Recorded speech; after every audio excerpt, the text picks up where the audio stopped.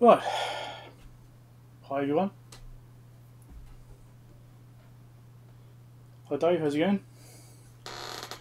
Yeah, I was going to do a live stream last week, but I couldn't be bothered. I was just naked, so I didn't do one, obviously. We're a different colour shirt this time, being an orange one. If you want the merch, go and check out the links. You know, anyway. That's enough shilling, isn't it? Right. So we'll probably try and carry on where we left off last time, which is to try and fix this HP 8648 signal generator. It's been an interesting one. I've been poking around still and working on it in between, and I haven't made any progress apart from more confusion. So it's going to be interesting. I'm not quite sure which way to progress right now. So we'll have a look at that and we'll see how that goes. See if we're making more progress on it. It'd be nice to get it fixed, or at least figure out which part's wrong. So who's watching? Everyone that's watching, just stick your name down, say hello in the bottom there. Hey Kim. I'd like to know who's watching the stream. If you want to, you know, I prefer it if you do. And the other thing we'll do is we'll do mailbag stuff as well. We'll do like a behind the scenes mailbag. I've got enough packages here to do probably 2 mailbags, I suppose. I've got about a month's worth of mailbag footage ahead from where I am right now. I've recorded stuff which is not going to be released for about another 5-6 weeks, something like that. I'm that far ahead. I went through a little spurge of buying a whole bunch of stuff when I ran out of mailbag stuff a couple of months ago. And so now I'm actually got too much again. I don't want to put too much into each mailbag, you know. I'll get the money's worth out of it, as it were. Hi Samuel. Yeah, so we'll play with this HP thing. We'll see if we can get the thing fixed. Well, I doubt we'll get it fixed, but we might be able to get some more progress on it. It's been really confusing. Hi Rob, how's it going? First time live streaming. Oh yeah. Well, it's just like normal videos on YouTube, just you get to talk to me at the same time.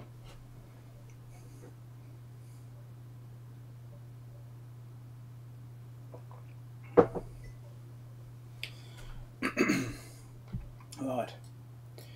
So, to get up a better screen set up, I need to figure out a way of doing this somehow. I just had a screen up here and it's a bit hard on the neck staring up at it. Right, so 9 people watching so far. That's cool. Let's keep going. Give one a chance to get here. Then we'll start digging into some stuff. I'll do the mailbag stuff first, get that out of the way. Record some video on that. My throat feels a bit dry this morning, so I don't know how I'm going to go for talking. It might be a problem. We'll see how we go. Let's hope my internet stays okay.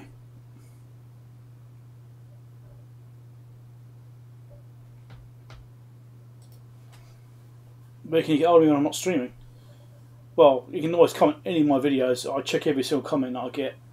I read every comment. Also on my main YouTube homepage, there's an about link, a little about tab at the top. You click on that, you can actually email me through the site as well.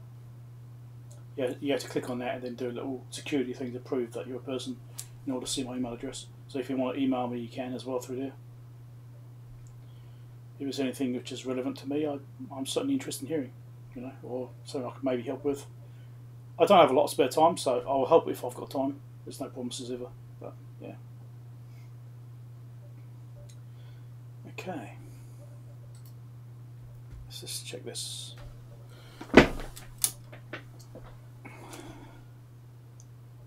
Desk. Yeah, that's about right, I suppose. I haven't double checked on my setup to make sure it's okay. But I've got the HP down here. I've also got some other gear here. I want to show you this. This is going to be interesting. I've got some equipment which has been stripped out of an injection molding machine, or the control system. So you might be interested in seeing what it does or what it looks like.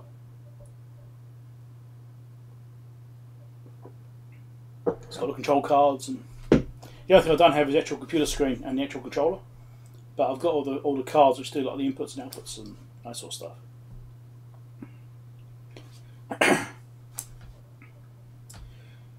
Okay. Yeah, I'm not sure how my throat's going to hold up. It's feeling a bit sore. So I won't have my wife to bring me any treats or drinks today because she's still over in the UK. She's over there for a few more weeks.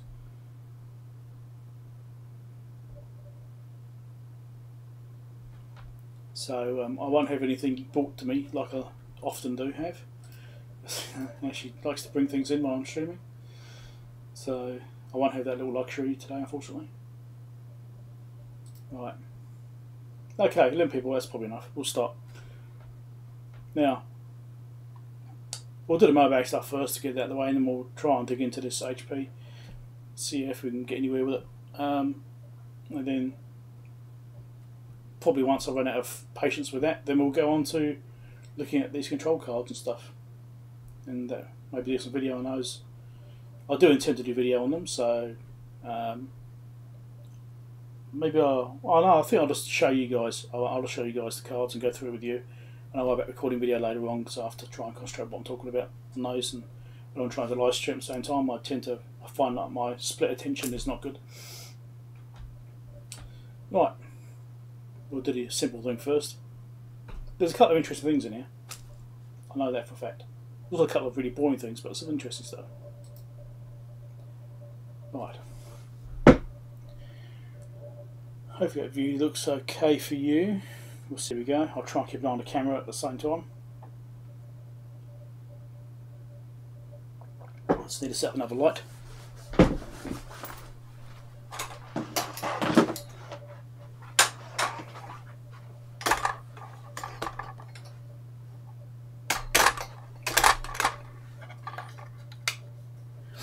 Right. Now, I'm going to split these up. I'll do that one, do a different video. We'll try and keep them mixed up so they sort of stay relatively interesting. I think I shall do this way. Barely got enough packages. Barely. What was this thing?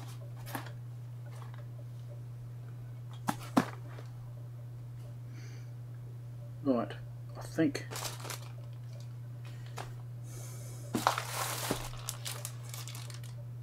right, I'll do those three, and I'll do these. Where's the other one? I really need more packages. I'm sort of one short. I like to do 4 on a mailbag now. Yeah.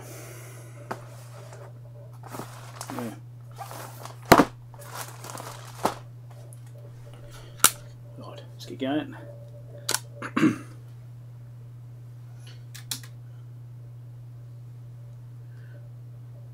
Wait for my camera to turn on. And I'm going to try and figure out what to say. Maybe say it a few times until I get it right.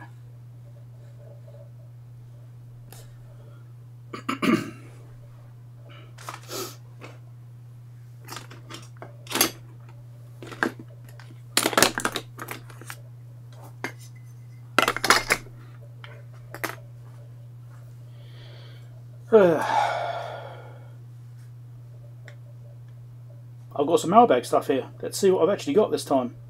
You might be interested in this. Something like that. I don't know. I usually recorded a few different ones until I get something I'm happy with.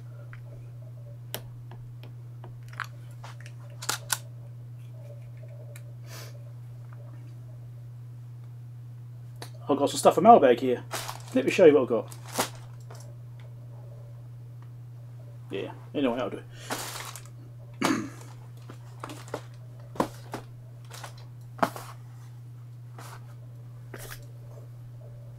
Can you guys see us right? I suppose you can. Is that close enough?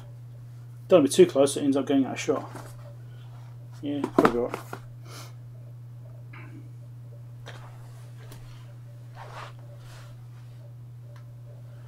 "17 people watching now, excellent.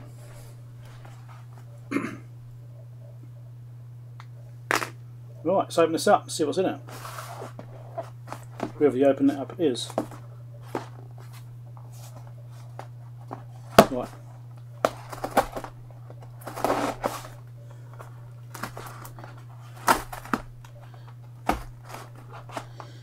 Something like this. I think that's completely wrong. This brand knife is getting blunt, I think. Oh, this is really bad. I've had this recently as well. I had some other tape, the same as this, look the same. And it was really hard to cut. Anyway. Frank Lee, Overseas Department Manager. Alright. What the hell is this?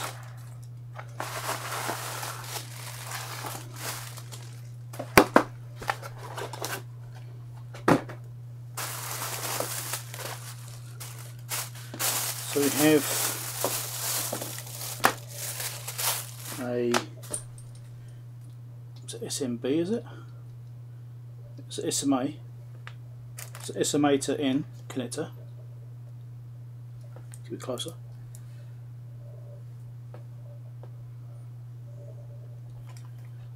Okay, with a, probably, what's that, 1 meter extension? Yep, it's an extension, 1 meter SMA. Okay. Right. What's in here?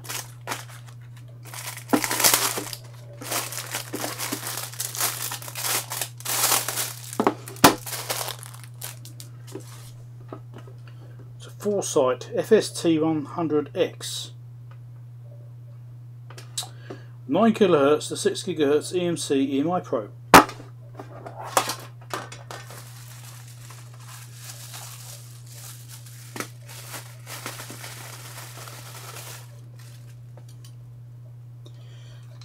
Certainly go all over the packaging at least.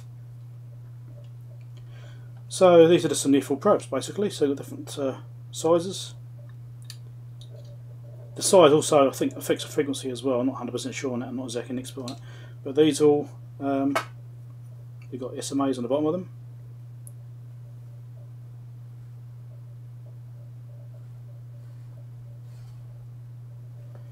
So the cable just goes onto that. You can hook it up to the front end or something, and you can do probe testing. I mean, Dave Jones has done videos on this on the EV blog. You may have seen them. I think some other people have done videos on them as well. It's got a foam inside there on the bottom.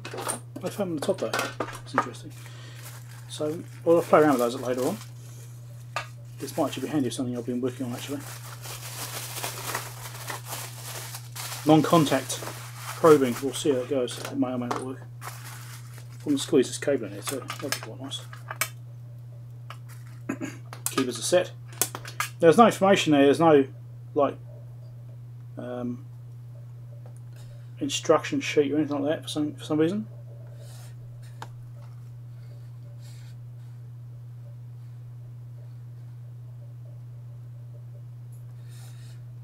So I'm trying to get my camera back in focus again.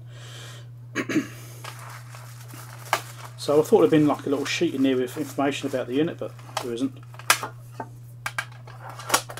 Right. Just what's on the top there, which I'll show you in more detail. Yeah. And get it focused. And it's got a QR code, so maybe you can scan it with your phone. You know, get closest you can do it.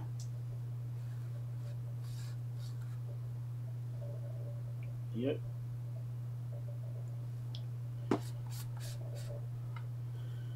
Right. We'll play with that later.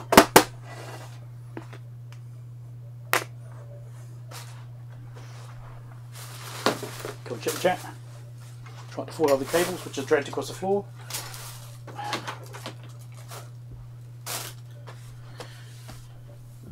Hi Chris, how's it going? Have I got a wideband preamp? We shall see. We shall see. It may or may not be in one of these packages. Put it that way.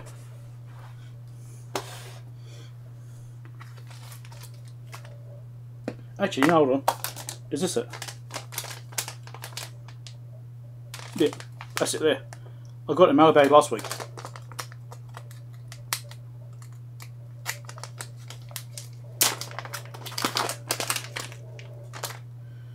There we go. This is what I have. I don't know if this camera's going to pick it up alright or not. Probably won't focus, probably being the way this thing is. Can you see that? So that's 10 megahertz to 4 gigahertz. This one does, and that's how it's got its SMAs on there. I'm sure I've got another SMA extension somewhere. I'm sure I've got one.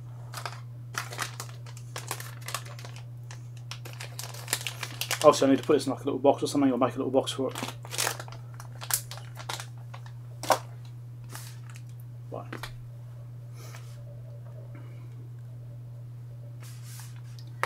This camera's not in quite the right place.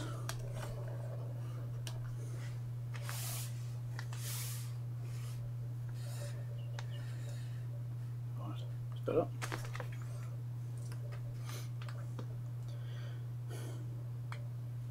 Right, let's see what's in this one. Oh, this ram knife has really let me down. Oh, this is disappointing. That's not even inside the bag.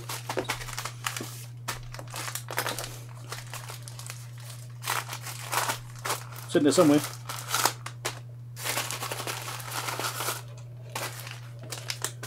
What do we have here? Just like some little clip-on leads, probing.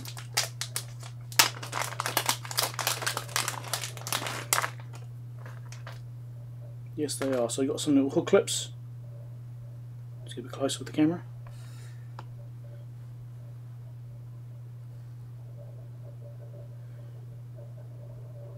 So we've got these little grabbers. Tiny little micro ones, which are really good for getting on to small leads, and some adapter cables, which in theory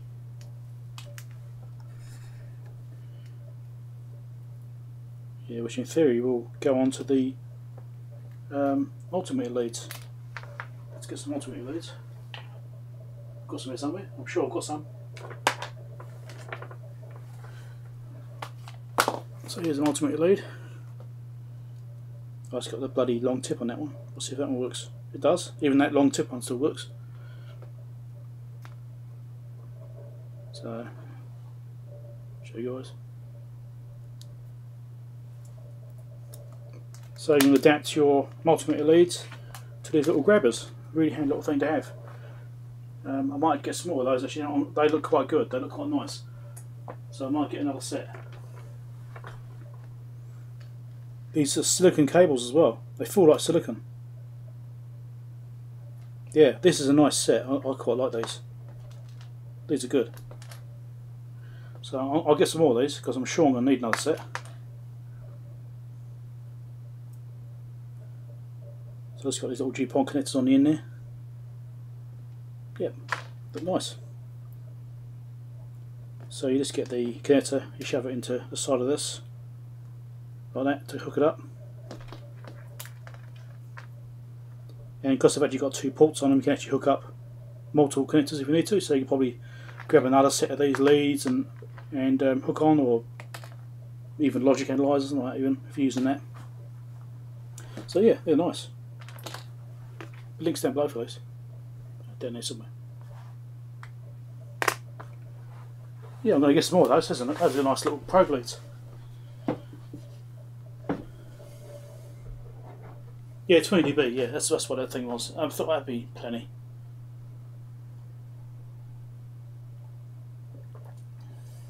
It might be the same as the one that Dave did on his bloody video, not long ago, a month or so ago. It might be the same bloody amplifier. It looks very similar. So I was having a quick coffee because of the talking. Right.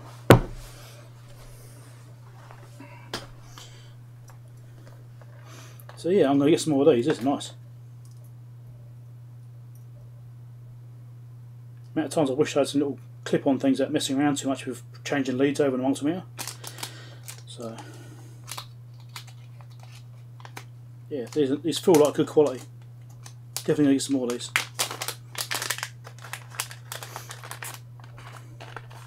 They weren't that expensive either. I think they're only, you know, maybe a few dollars. Not expensive.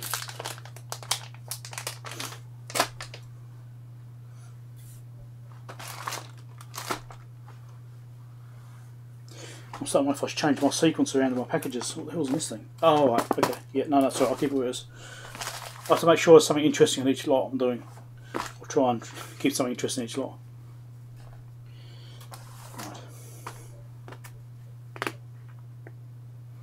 Right, see what's in here. It's always even Banggood. Make sure you check out the Banggood links below. Also, on that, if you ever go to the Banggood site and buy stuff, make sure you use my link to get there.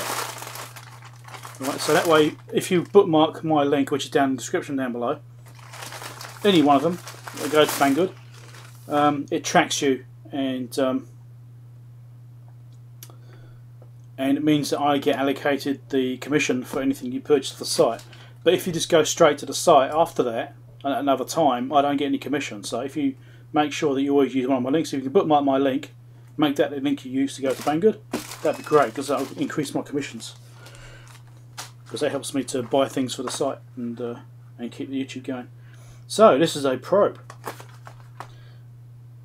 Doesn't say which one it is, but it's a probe. Now this is because of that episode I had the other day with the 500 MHz probes, which you would have maybe seen the video on, which weren't really that great. They were okay, they worked, they did the 500 MHz, but they weren't quite 3 dB flat. They were about 3.6 or something, and they had a dead spot around, was it 140 MHz? It dipped and then came, well, it dipped and then came back up again. Trying to get a shot in the camera. What's this see? This is also a 500 MHz probe. Right, so this is an alternative one which I picked up. Also, it's got the same item code, so we'll see. But this is switchable. The other one I got before wasn't switchable. This is 1 in 10 times.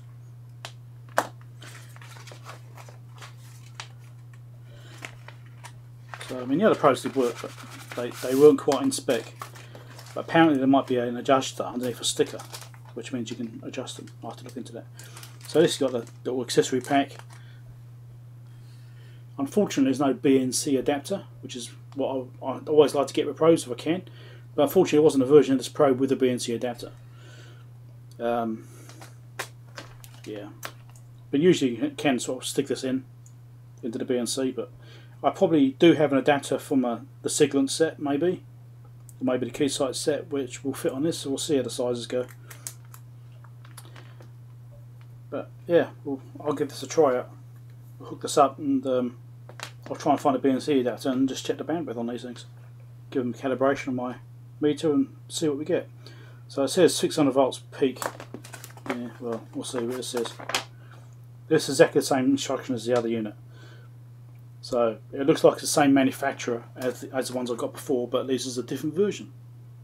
It all looks exactly the same. Yeah, you guys want to look at that, do you?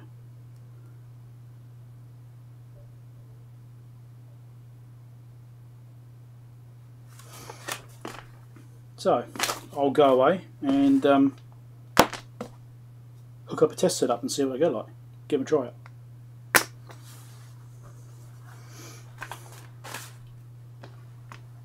So these are also quite cheap probes. These aren't like, you know, massively expensive probes.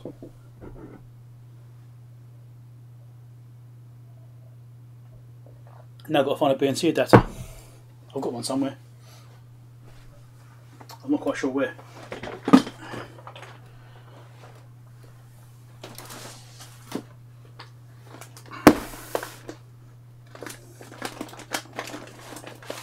So these are the other ones I got before. I showed in another video.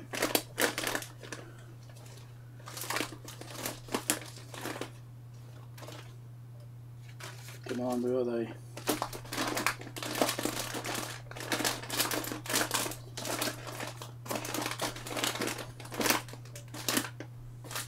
This is going to be a great question. Where on earth have I put those BNC adapters?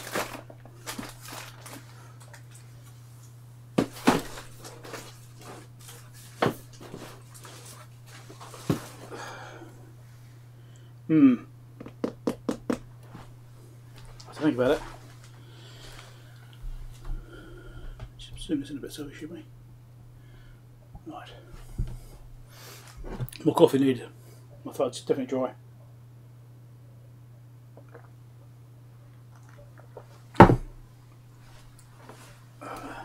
In here. I know I definitely have a BNC adapter. I've got a few of them. It's not something I use very often, so when I go to use it, I've kind of forgotten where I put them.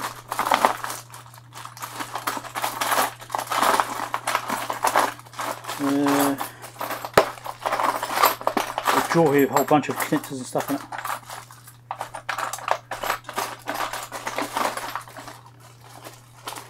Really should be better organised than this. This is pretty bad.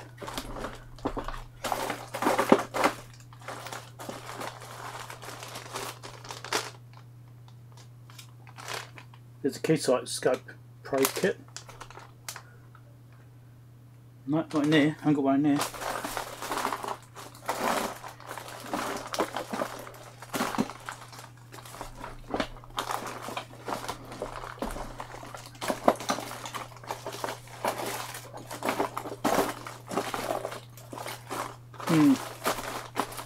Where on earth I put them?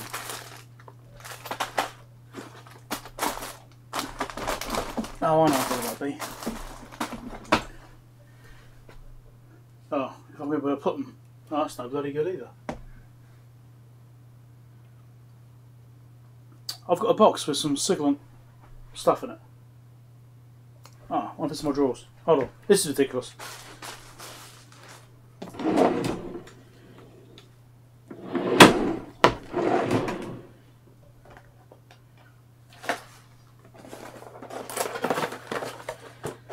This is my logic probe for my Siglant scope. It's not in there.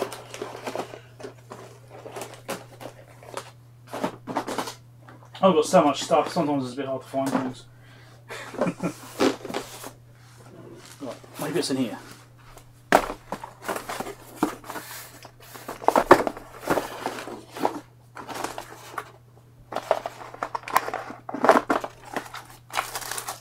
Here's my Pro Packs. No. Where the hell is it?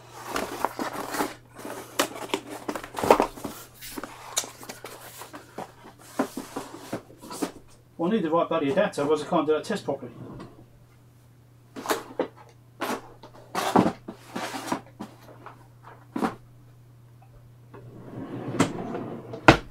Well, this is going to bug me. I know I've got one. Let's have another look in here. This is like the most likely place for them to be. Probably buried somewhere in here.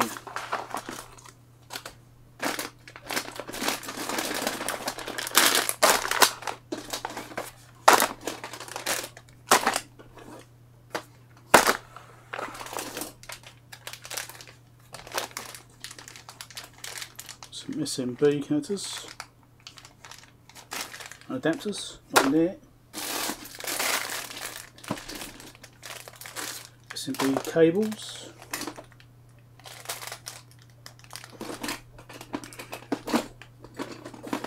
Got some riser cards, HP stuff. I've got to sort this box out. I was kind of just shoving stuff in here all the time. There's a lot of things I need to sort out. There's a riser card for 5200. What's in here?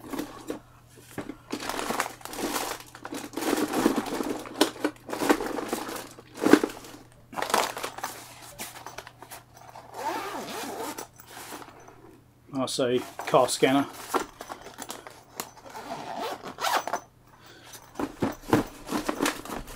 Okay, not in there. What the hell have I done with it?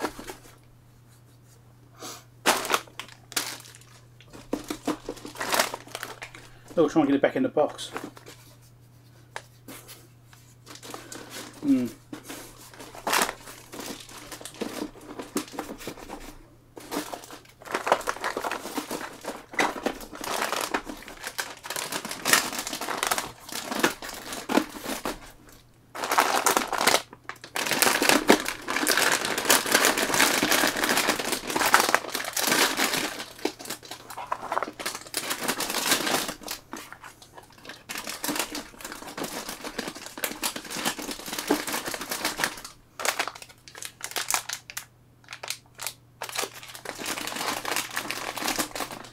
I don't know. It's here somewhere.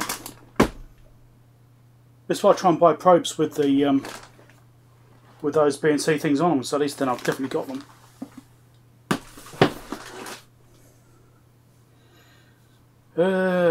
Where are they? No, this is ridiculous. I'm sure I've got them somewhere.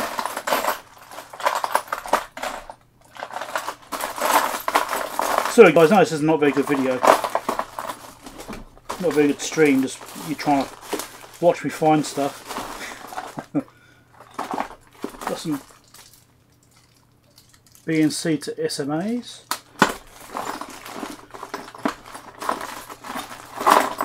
I've got to reorganise this is ridiculous.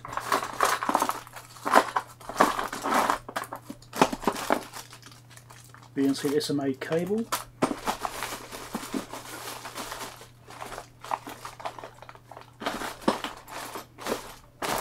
Nah, I'm at a loss. I'm sure I had it in a scope probe kit. I had a bag of scope probe stuff.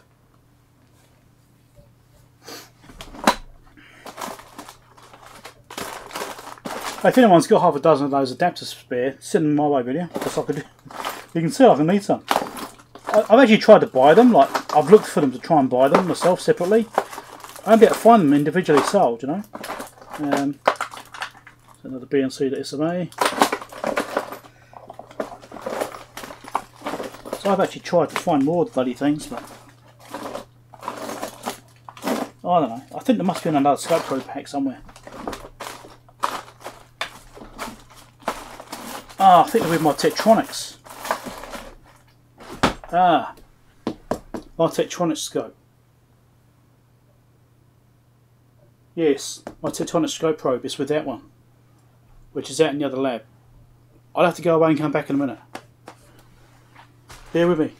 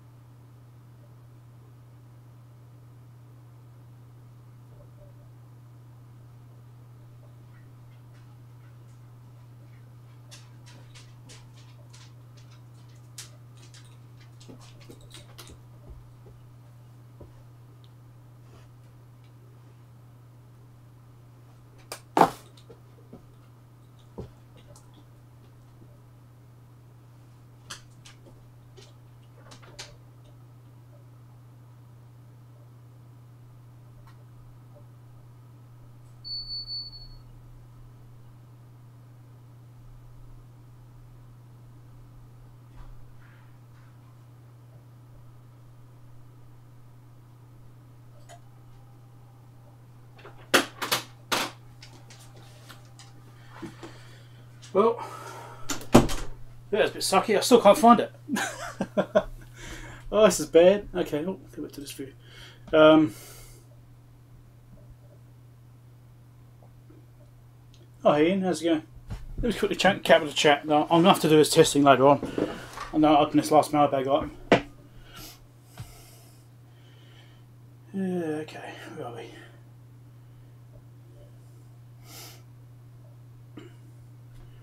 Yeah, somewhere I've got a bag with Tektronix probes in it, or a Tektronix probe. 300 MHz probe for my Tektronix 2432A. And do you think I can find the damn thing? And I know the BNC connector's in there. Yeah. Do a side by side. Yeah, we'll be able to do a side by side comparison.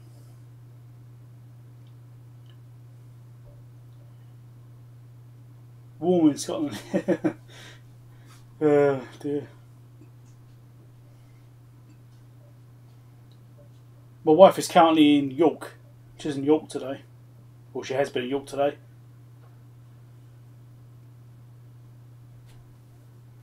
Want to get in a Chevy? Cool. Hope it runs properly for you this time. Hope your ignition problems are gone. Hi Paul, how's it going?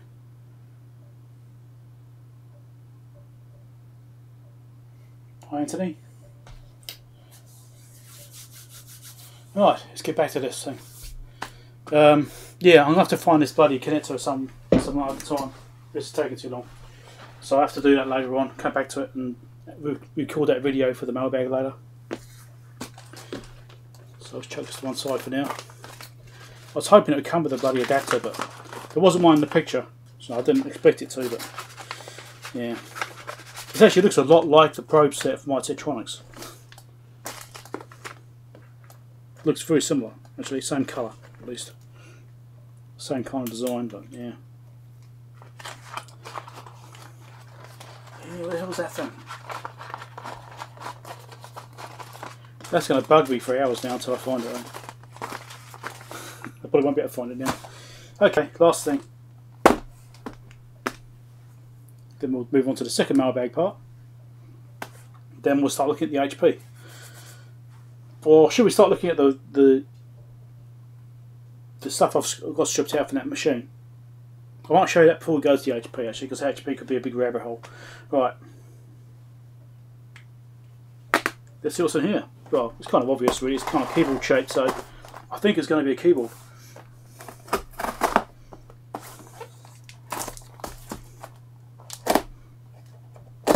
My RAM is getting really blunt.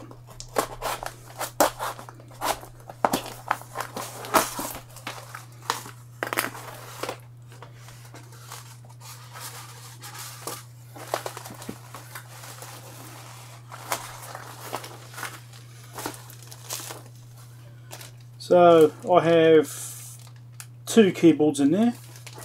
These are MacBook keyboards. I thought I'd better stock up on them because there's a thing recently, well, the thing's going to be coming up soon with importing stuff into New Zealand from AliExpress that may not sell to New Zealand anymore because of issues with having to pay duty on low value items. And AliExpress apparently threatened to stop selling to New Zealand because of that. So if you're in New Zealand, watch out for that. If you need to buy anything, get it now. Because that's later in the year that kicks in. So these are, I think these are 17-inch keyboards. Based on the length of that little flexus there. For the power button. So, yeah.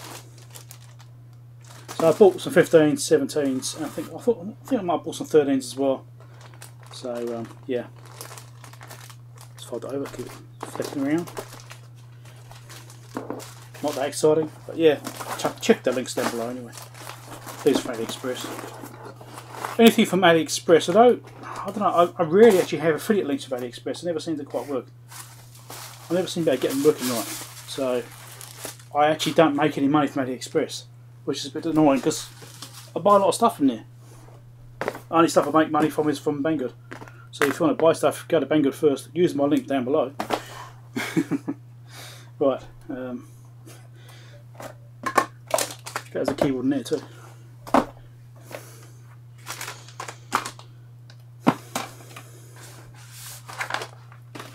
Get this pile of stuff here. Ian, you probably didn't see this, Ian. Quickly show you. Oh, I'm still recording. Stop recording. I didn't do an outro. I had to do an outro. Hold on.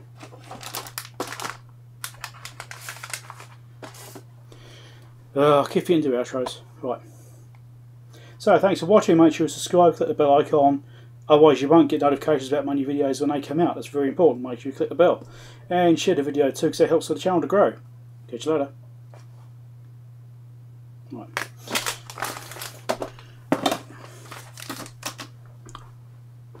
We should do like a voiceover which I'll just overlay on every video. I don't know. Right. More mailbag here.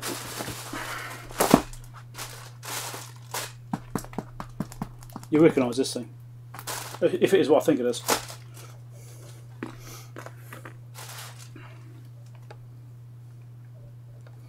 Go down to the intro now.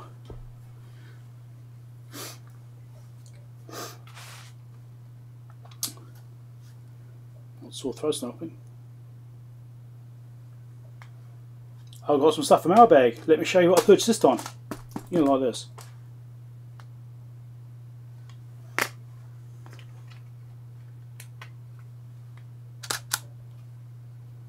Quite like this little remote. It took me a while to figure out how to use the bloody thing because the camera configuration wasn't obvious about how to use it because it is under a timer setting. So I think, oh, well, don't use a timed exposure or timed shutter, you know, to start or stop recording thing. But it's timer or remote. So once I found that setting, I was able to use this remote, and it's much easier because I can just have on position number 2 up here. That allows me to stop recording. And if I change it to position number 1 and push the shutter, it just takes a picture. So it's really easy. I had this remote for about 6 months before I realised I had set this thing up properly. Anyway, right, moving on. I'll put it on last. I'll do the boring one first. Well, no, I'll do that on here. I don't know what's in this one.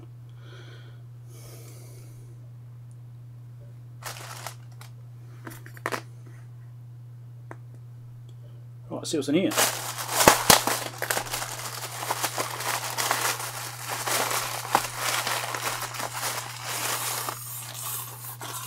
This looks suspiciously like iPhone screen setup. So we've got a bag with some tools in it. It's got a Simagetta card tool, so yeah, it'd be an iPhone screen replacement thing.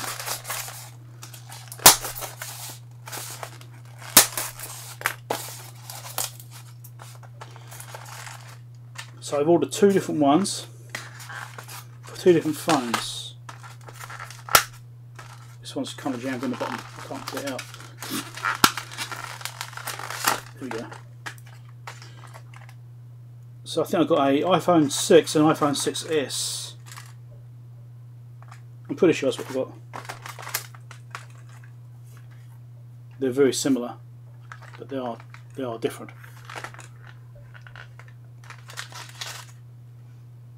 Which one's which? I've got absolutely no idea. We'll find out. What it is, I've got a phone over here which someone's asked me to replace the screen on. So I'll be doing a video on this too. Screen replacement.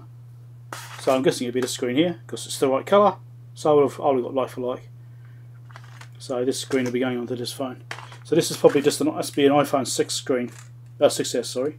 I would have got this as a spare in case I ever needed one. Again, because of the whole AliExpress thing potentially being a problem. So I thought, well, I'll get one now. Even though I don't need it now, I'm going to get one.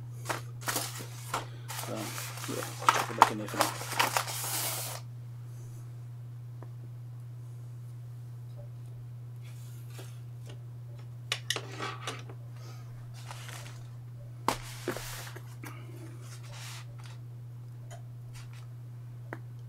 Right, so we can hear. I'm pretty sure this is going to be a keyboard, just based on the shape again.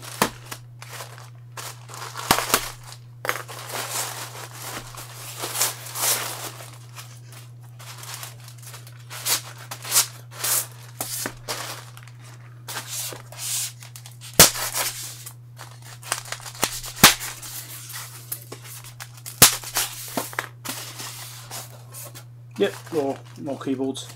These will be, I think there might be 13-inch keyboards based on the length of that flex on there. So again, just MacBook keyboards. Stocking up because I need to. Not very exciting. There'll be links for these down below. Even though I don't get paid for things from AliExpress. Always got a Banggood first if you can. I'm really pushing it today, aren't I?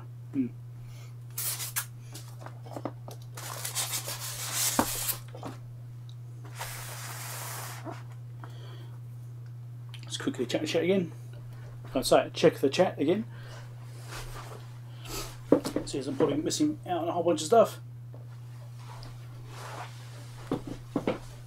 Right, here we go. 21 people watching. There's 23 when I started doing that bit of mailbag. Dropped down a couple, what's a shame.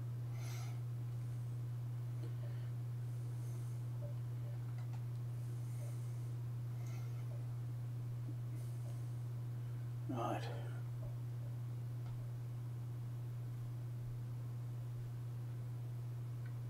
Yeah, the whole AliExpress and under-representing the value of the goods has been going for a long time, yes, but in my country it doesn't matter if it's valued $1 when it's actually worth $30. It doesn't matter because at the moment there's no tax on it. But when, I think it's in October, I think it's supposed to kick in, then everything gets taxed, even if it's worth $1. Oh yes, I was going to show you something in the tin. You're right. I'll get this last thing done, and I'll come back to it. Or shall I? No, I'll show you now. I'll show you first. See how easy I get distracted.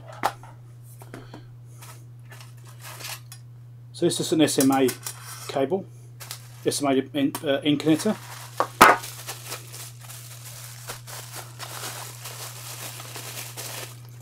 And some near-full probes.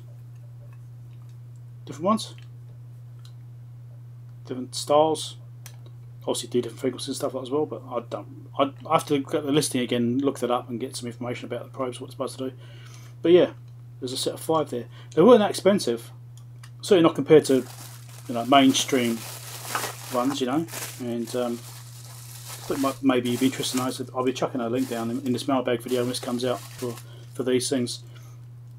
I don't know if I've got my AliExpress or Banggood though. I think I've got my AliExpress. I'm not 100% sure.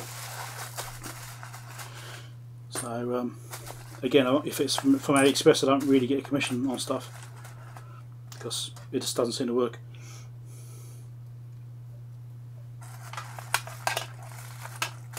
I'm yet to figure out how to actually set up like affiliate links properly on there, so any link gets accredited to me directing traffic. I just can't figure out. I've got a affiliate ID, but nowhere can I find information about how to set that up, how to add it onto links. I just can't find information about it. It drives me nuts. If anyone knows, let me know. Because I would like to get my affiliate stuff set up on AliExpress, so I also get money from that too.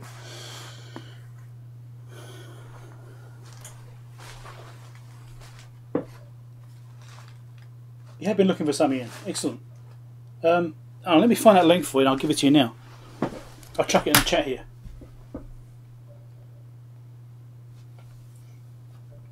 Let me just look that up and I'll give you a link in the chat. I've just got to find it. Might take a minute.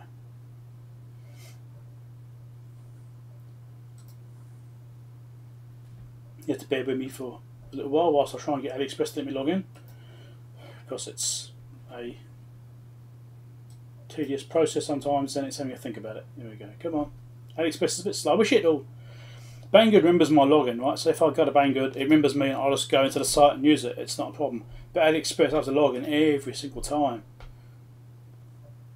It's a bit tedious.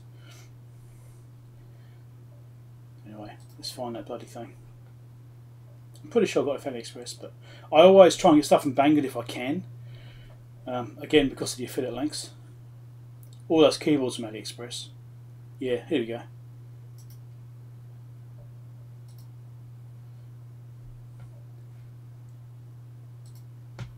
Right, chuck in the chat now. There's the link.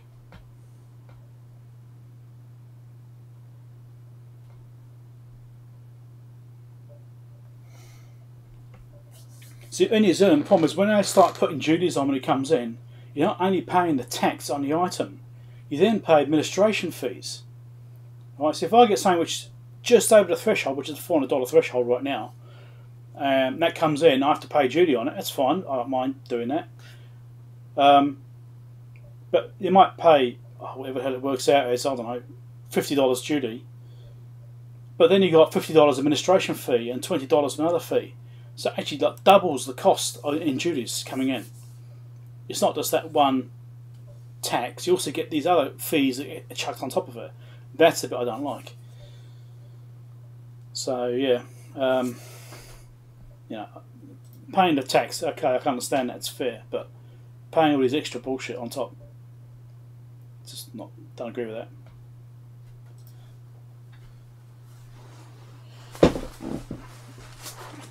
So I'll show you the top of that can, if it will focus on it. There you go.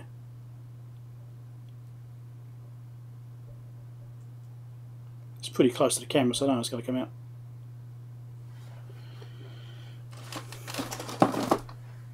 Right, okay, on our bag. Lost my knife. Oh, here we go. Yeah, this is... my ram's getting blunt. I'll have to sharpen it.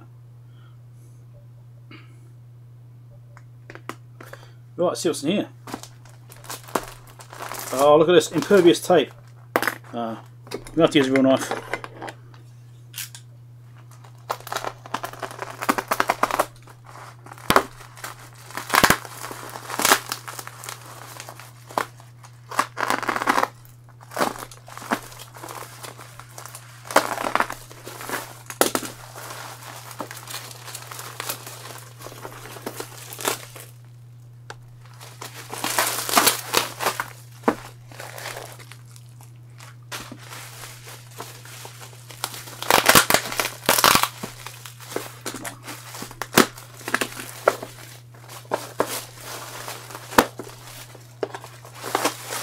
Now, some of you may recognise this. Well, I've seen this on some other popular YouTuber's channel. Maybe. So it's a hobby meter.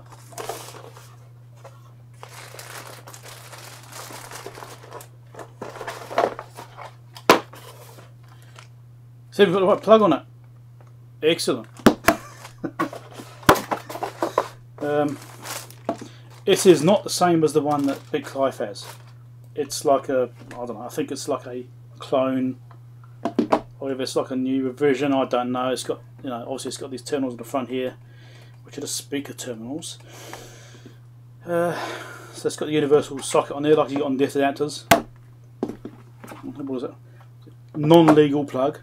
In New Zealand, that these pins here, not the Earth, the other ones, they should have a sheathing halfway down the pin, or a certain distance down the pin, so you can't actually touch the pin where you're plugging it in or unplugging it. So those aren't actually legal because they're supposed to be shielded. That feels alright in there. Let's try a Def adapter. Feels fine. So the tension of those feel alright anyway. Should we plug it in, see what happens, see if we light it up? Now, this one is the HP8.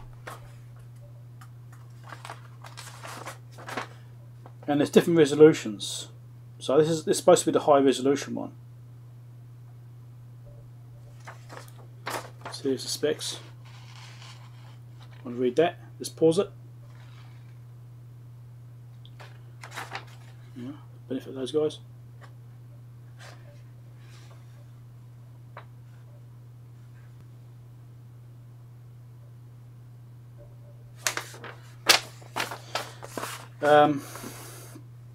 So it's supposed to have a high resolution, the one that Big Clive's got. Let's plug it in and we'll see what we get.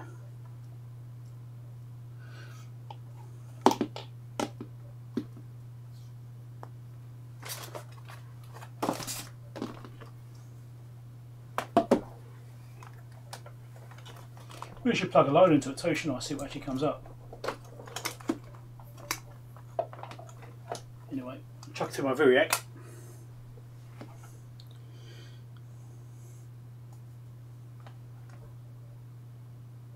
It is flickering. I can see it on the camera, it's flickering.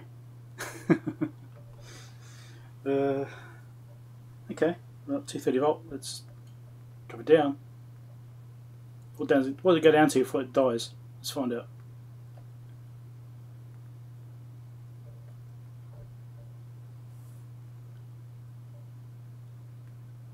$50 volts and it's still going.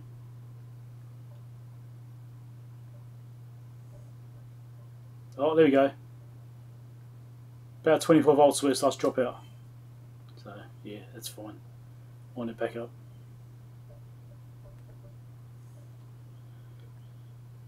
I'll tend to say about 230 or so.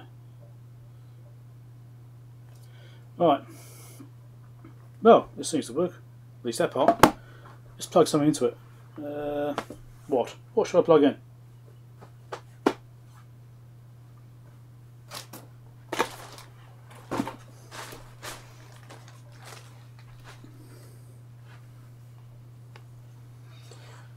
Let's plug this in.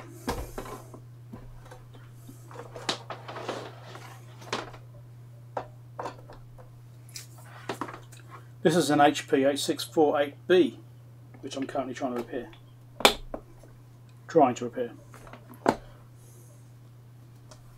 Let's see what we get from this, because this has got a switch mode power supply on it.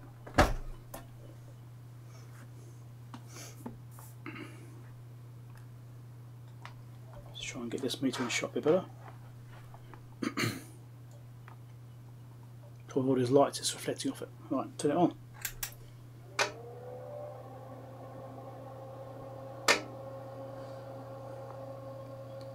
$63 watts, half an amp, 0.6 power factor. Could be better. So 74 watts now. Now it's actually running fully. It's got these buttons over here too, which do different things. I really don't know what. I'll have to read the manual. That's for setting the cost, I think. Anyway, yeah. Right, this seems to work. That's the main thing. Moving on.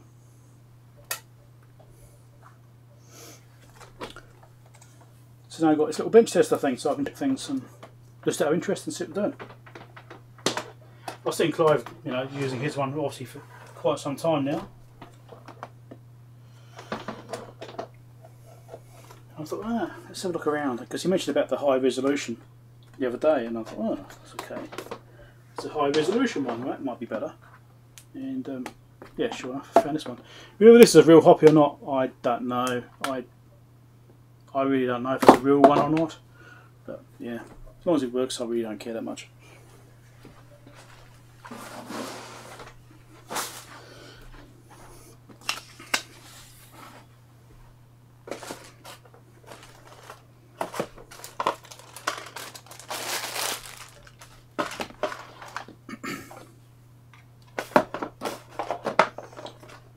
And it does say Shins in Hoppy Electronics Technology. I mean, maybe it is real, I don't know. Yeah.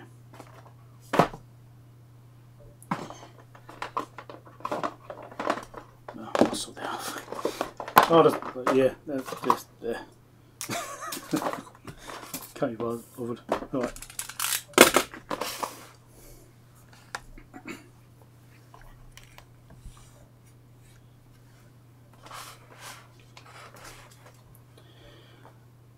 So thanks for watching. Make sure you subscribe, click the bell icon because that's really important, and share the video if people think people might be interested in it.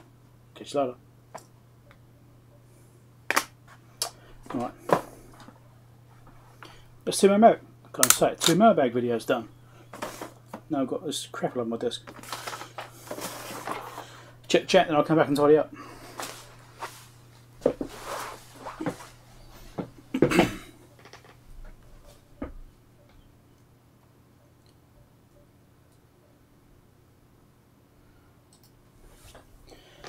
Well, the thing is, though, it should be taxed, sure, Chris, but that's the Chinese. They're not getting taxed really. It's the person buying it that gets taxed. So it still has no effect on the Chinese, apart from AliExpress itself, which has to try and deal with processing that, you know, and actually trying to manage the whole tax process, because they should be applying tax at the time of purchase. And that's, imagine, you know, all these thousands and thousands of people buying $1 or $2 items. Imagine trying to bloody deal with that. You know, it'd be a bit of a nightmare, I'd imagine, which is probably why they're threatening to just not do it.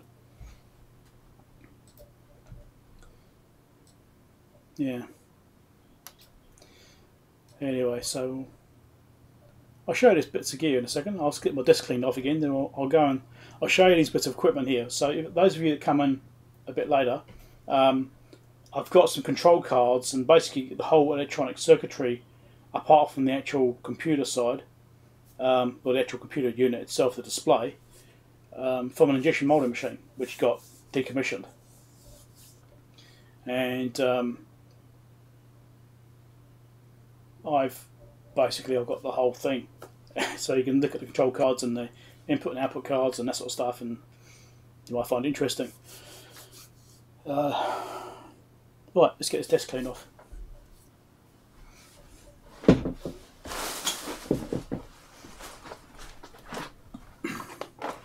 try and put this back away.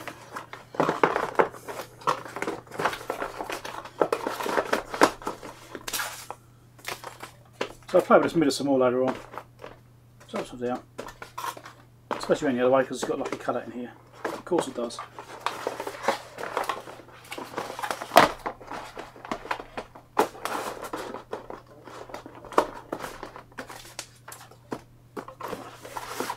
So yeah, more test gear. Always looking for more toys to play with.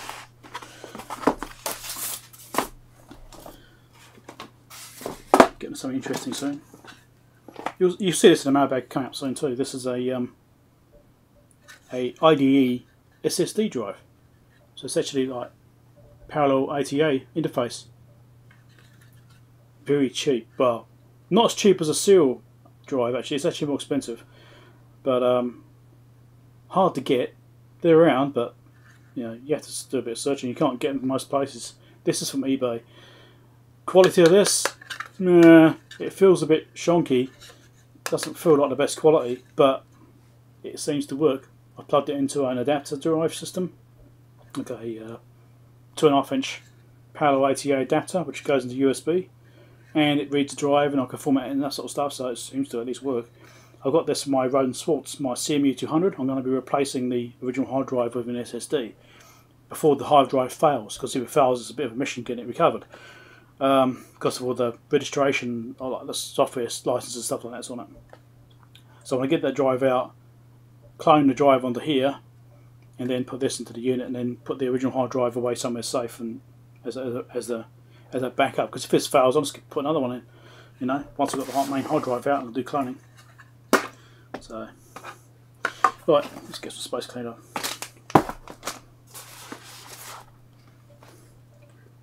Somewhere. I'll chuck that over here for now.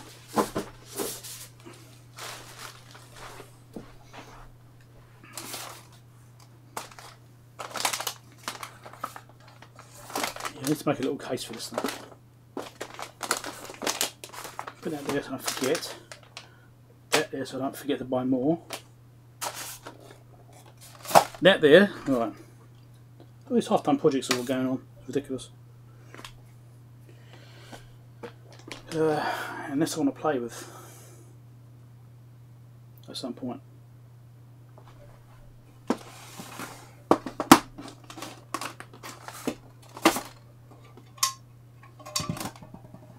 Okay.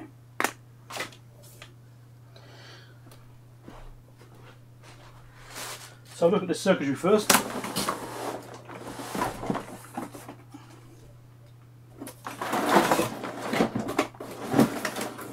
Sounds a bit of a mess. Basically, rip the thing out. So we've got this thing here first. I'm going to do a proper video on this on my channel. So I will actually go into a lot more detail about it and that sort of stuff, but I thought you guys might be interested too. So this is the output card for my injection molding machine. I can't say too much about it, but yep, you know, it's an output card. So we have all the individual controls here which go out. This is a interface which goes to a computer, which I've also got cables and stuff for and the rest of the gear for, apart from the main actual computer itself and the screen. The only bit I don't have, I was hoping I'll also be able to get. So this is the interface that goes to the control system.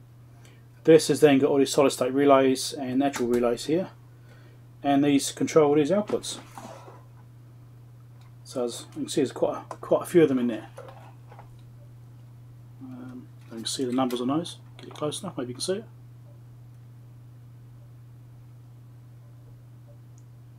Yeah. And it's got relays in the back here, which are 24-volt relays. Again, if I get the camera to work, it would be great.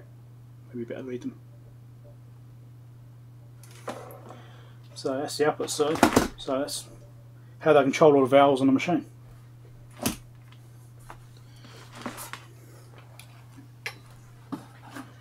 And then you've got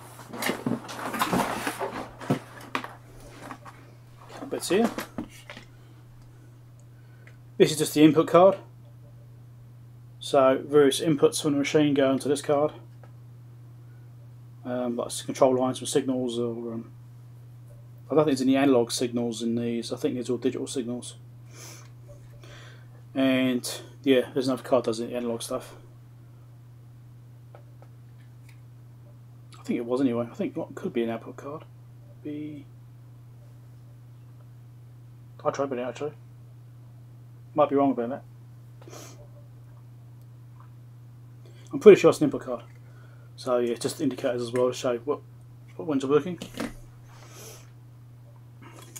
This is a Moog control valve. Now Moog valves are actually used on airplanes, and they're really expensive valves. So this is a control card for one, and loads of adjustments. And it's like a really sensitive valve, and has like a really low pilot pressure and stuff like that. Really sensitive flow. It's very sensitive, and this is a control valve for them. These Moog valves they're really good valves, but after 10 years or so, they kind of tend to go a bit bad, and they're expensive to replace and hard to tune. So that's the control card for one.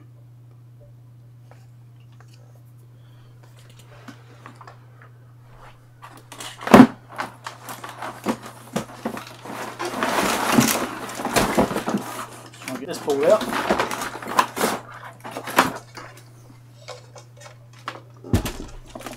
And this is the main computer rack. So the actual computer itself I really wanted to get hold of, but they were really pushed for time to stripping the machine out, because basically when they're stripping the machine it was being moved out at the same time. It was all really rushed, and I was hoping to get the computer system as well, but they didn't have time to pull it out for me. So I started saying, can I have all the computer stuff? And they said, yeah, sure. And yeah, anyway. So I've got the cards in here, fan on the top, as you can see. Power supply on the side, just bolted on, some other stuff. So it's just for the fan, maybe. I can't remember what it's for actually, but say, just random transformer. And there's a back plane there. Just put the card out.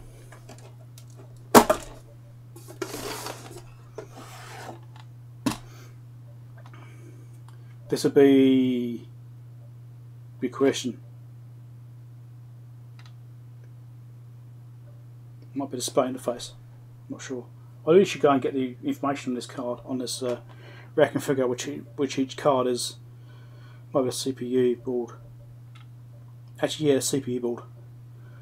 So, and it says it right here too. How convenient. So it's like the main brain of the machine, or the control system at least, the actual inputs and outputs and tracking everything. So we've got a DSP on there, TMS 320VC 542. Some MOSFETs. Also, you've got switch mode power supply built into the card there.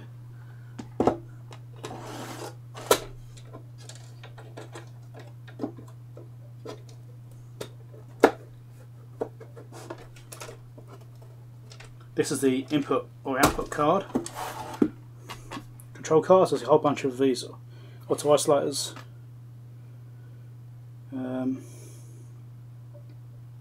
Not sure if it's an input or output card, not sure which one it is.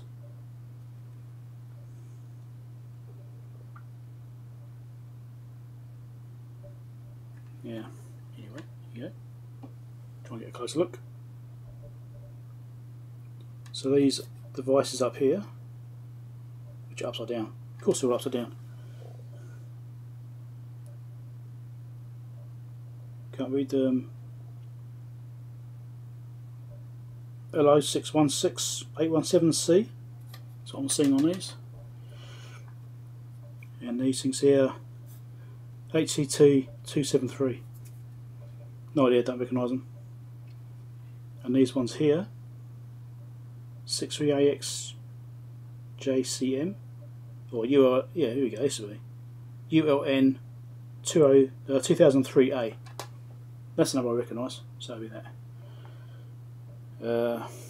Don't know what they are, but anyway.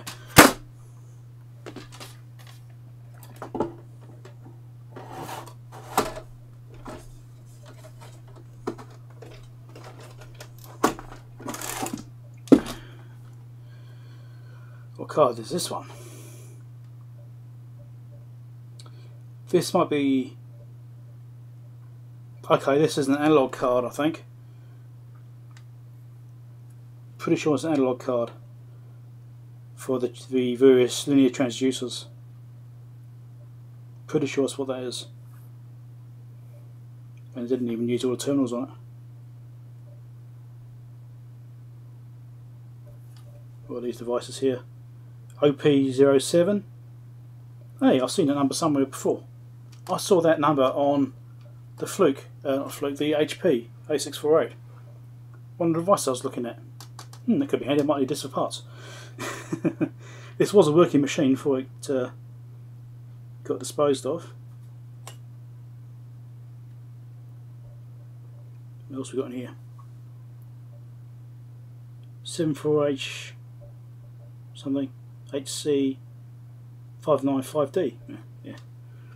Expanders. So what I'll do when I actually get a proper video on this is I'll find out exactly what each card does first, and try and go into more detail on each card. Maybe I'll do a video on each card. You know, just do one card in a video and go from there. So obviously big power supply stuff up here. I think this might just be power rails. And but the relays here, interesting. Good microchip controller there. IC7109 CLW.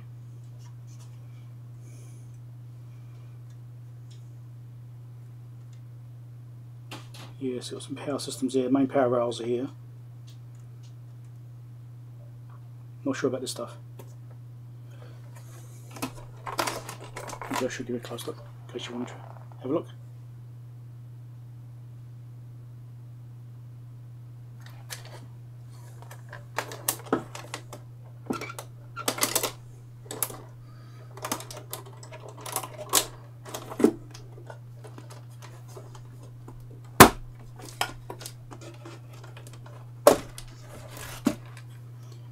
This will be another analog card because it's got trimmers on there. Another input analog card, some kind. It's covered in bloody oil, yuck. I have to go and clean my hands. Yeah, I don't know what those inputs are, but yeah, but it was all made. These are all made by Technation. If anyone's familiar with them.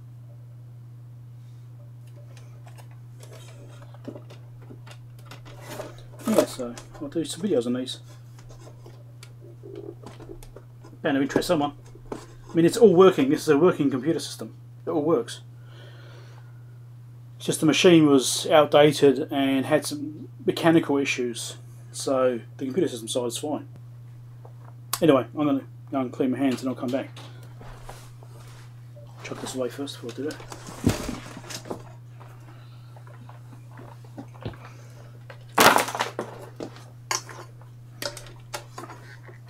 Then I'll come back and chat and we'll move on to the HP.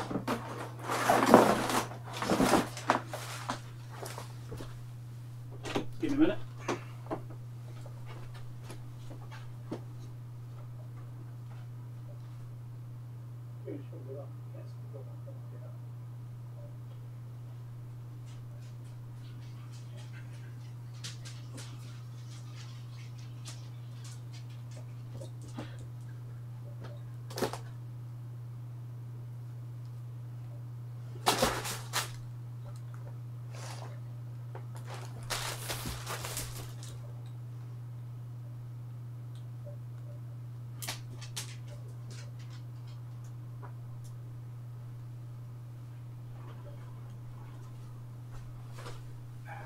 Right, back.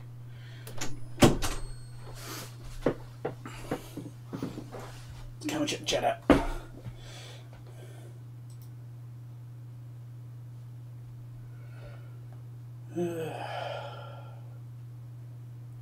You tried to say the LaCroix scraping it booted slower. What did I miss there, Ian? Hi Harold, how's it going?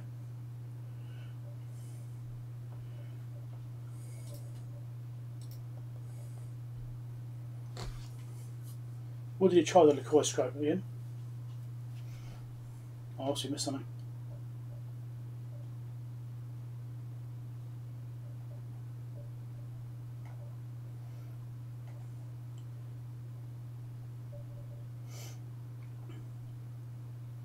Yeah, all my stuff's been well packed this so far this time. Right, SSD conversion. Oh right, yeah, okay.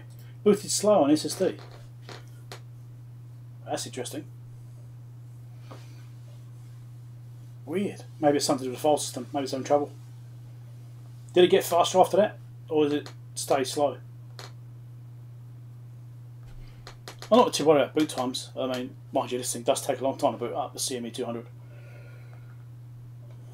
XP drivers. Oh yeah, could be. Yeah. Well, this CME 200 is based on Linux, I believe. I think it's a Linux system it's based on. So whether that matters, I don't know, but it's an oldish piece of gear, so who knows how it's going to go. But other people have said they've done SSD conversions on theirs and they've been okay. Yeah, just boot slow. Yeah. So I don't know how the boot time's going to go on this. So what I'll do, I think it's before I do that conversion, I should do like a boot up test and just see how long it takes to actually start up, time it, and then do the SSD conversion, give it a couple of runs just to get a chance to settle, and then do another test on it and see if it actually changes the boot time at all, for better or worse. I mean, I hope it goes better, but there's no guarantee. Like I say, it could go slower. It might be to do with the sector sizes on the disc, because the older discs had smaller sector sizes. Bigger discs, newer discs have larger sizes on the blocks, and I think it can be like 4096K or something per block or something on the newer discs. I think it's something like that. And the older stuff could be much smaller, and it could be something with that. I'm not an expert. I just something I read somewhere about the actual block sizes that are used. Maybe it's having trouble finding data because it's trying to go across the thing. I don't know. I'm speculating. Right, so that's all that done. I've got a bit of a mess on the floor for the mailbag stuff. So we'll have a look at the HP and we'll carry on from where we left off before. I'll go to the top screen here. Now, last time we were looking at this HP, for those of you that were here, the issue we had is that I was trying to diagnose a boot up fault. It gives error 608 when it does a self-test at start, and that states that that is a synthesizer or reference failure.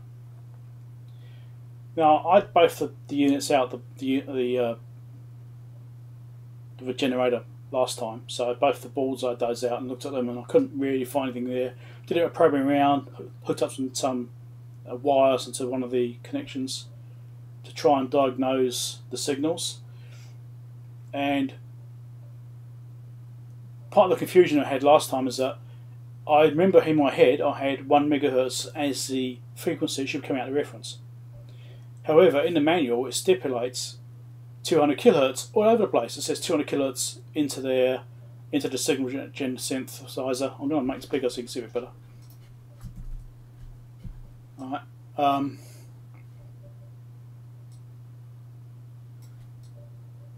And it says 200 kilohertz all over the place for these various things.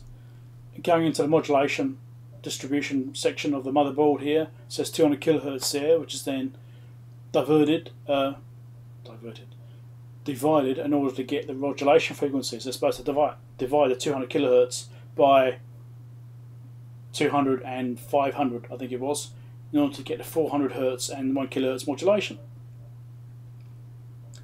Things like that. Its reference is 200 kilohertz all over the place. But I had 1 megahertz in my head, and 1 megahertz is what I actually get out of the reference. Now this part of the circuit here, this part of the manual, the same manual, earlier on in the manual, it says 1 megahertz. Right, so this is the 1 megahertz coming out of the reference. It's like, well, what? Because now I'm confused by this, because at first I thought it's the synthesizer, because I was getting 1 megahertz coming out of the reference. And that's what I was expecting to get. But then reading this other stuff later on, it's 200 kilohertz. So I was like, wow, okay. So I backtracked. After I've been working on a SIG-Gen synth, I backtracked from that back to the reference, thinking, oh, it must be the reference because it's putting it 1 megahertz, not 200 kilohertz. And I was measuring the correct frequencies on that module when I was checking that. Now this diagram here is from the 8920, which one of you guys suggested last time as being a very similar unit. It's the test set, communication test set, which uses very similar circuitry. It's not exactly the same, but it's very similar. Now, where am I? Got to get on the right part of the diagram. Yeah, that's the reference there. So we looked around. There we go. Let's make this bigger.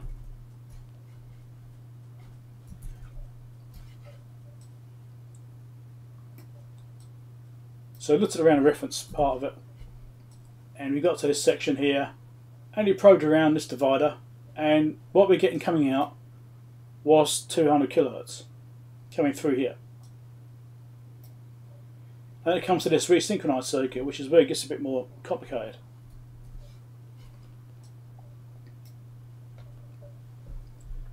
So it's got 2 outputs, one for the SIG-Gen synthesizer and one for the receiver SYN reference out. In this particular device it is anyway, but this is obviously not for the 8648. And again it says 200 kilohertz right here. Now to this point basically the circuitry is identical. But we're getting 200 kilohertz coming in, 1 megahertz coming out. And the reason for that is we've got this line coming in here, which comes from over here. Zoom out slightly. 1 megahertz or 10 megahertz slow pass filter. You've got 10 megahertz coming in here. So it's mixing the 10 megahertz with the 200 kilohertz somehow and generating 1 megahertz. Go figure.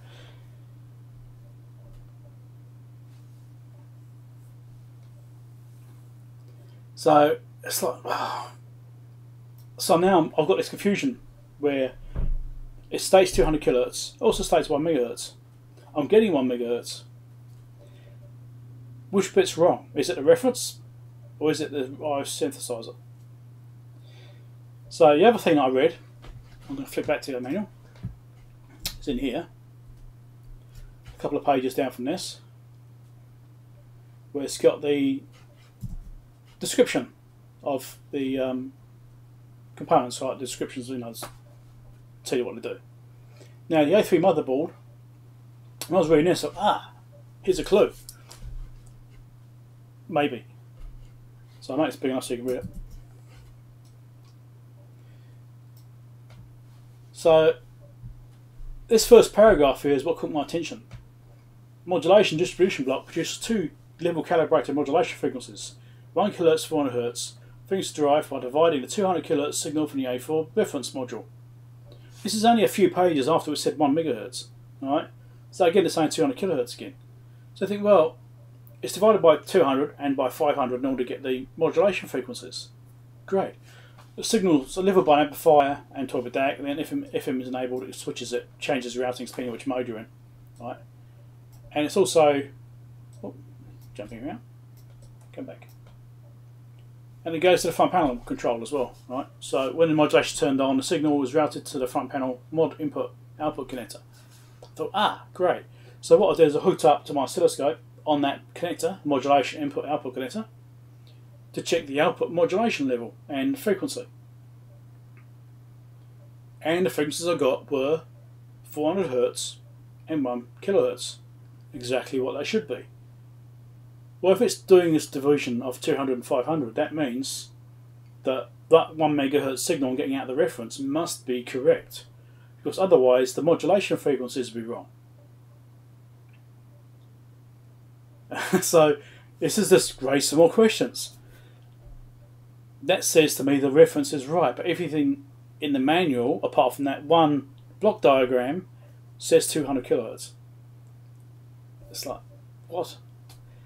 Maybe it's a different revision, and maybe like the earlier revisions were 200 kHz and later on I changed to 1 MHz and I changed the divide ratios or something. I don't know.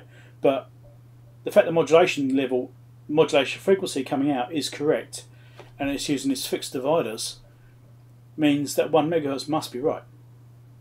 Hey Terry, how's it going? So, more mysteries.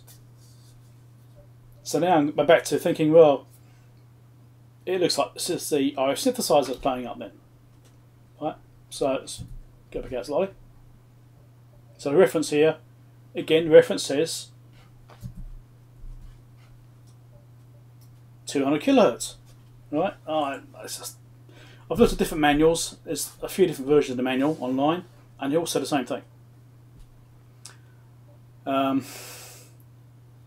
So yeah, but with the reference though, what I'm got stuck with here is it also has a 1 GHz output, which feeds to the output board, which is then fed back into something I can't remember exactly now. I'll go back to the block diagrams, but it is a loop that comes back. So if that output board maybe is missing that 1 GHz signal, maybe it will affect the circuit previous to it.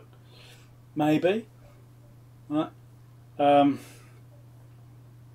I can't measure that 1 GHz signal. I can't see it. So it could be the reference missing that 1 GHz signal, or it could be the synthesizer board. So let's find the block diagram part again.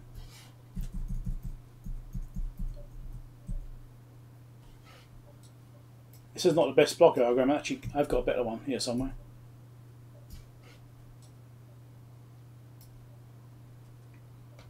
So there's the 1 GHz output here, goes to the output board.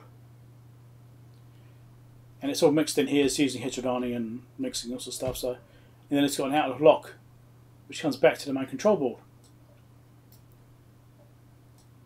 It's part of its diagnostics and stuff like that. But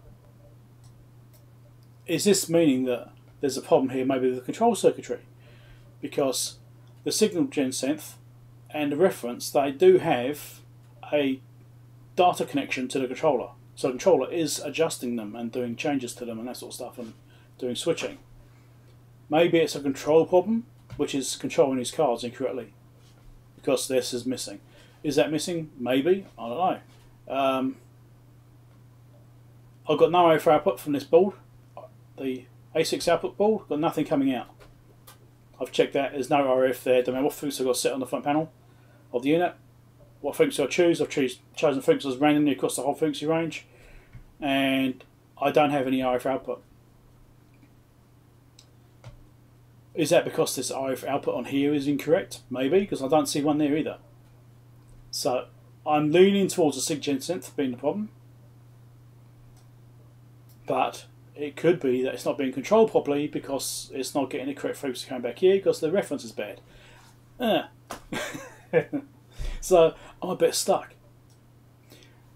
And having had both those boards out of the unit and analysed and done testing on them, I've not found any faults. At least not the depth I've gone to so far. It's a bit concerning. So what I'm thinking I'm going to have to do, I might have to bite the bullet here and buy one of those boards and see if it changes anything. But I'm looking at sort of $350 or something to buy one of those cards, which is an extra cost which I don't really want to add into the unit because I have to try and recoup that later on when I sell it after it's fixed, because I don't actually need another signal generator. I purchased it to fix it and sell it. Hopefully I'll make a bit of profit, but it's not necessarily going to happen. So we're stuck at this point. So if we go back to the diagram for the reference on this other unit, which I can get to behave if my bloody program behaves.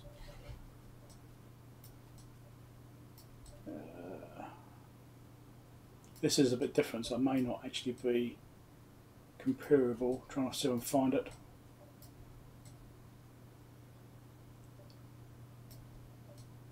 It's not in that part at least. There you go, 1 gigahertz power out of lock detection. On this board it's got that.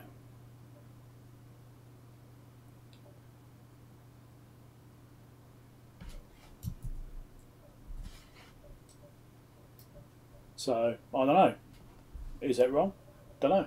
Part of my problem is I don't have a scope which can measure 1 gigahertz. So I can't hook up my scope to it. Now, previously I did try hooking up my spectrum analyzer. Hey Ray, how's it going? And using that to try and probe off that 1 gigahertz, but I couldn't see it. So I'm suspecting 1 gigahertz signal's missing. And what effect is that having? I'm not sure. Now, part of the problem is that this circuitry isn't exactly for my unit. It's similar but different, so it's I can't guarantee that the way this is done here actually matches what I've got. So it's got 1 gigahertz VCO up here.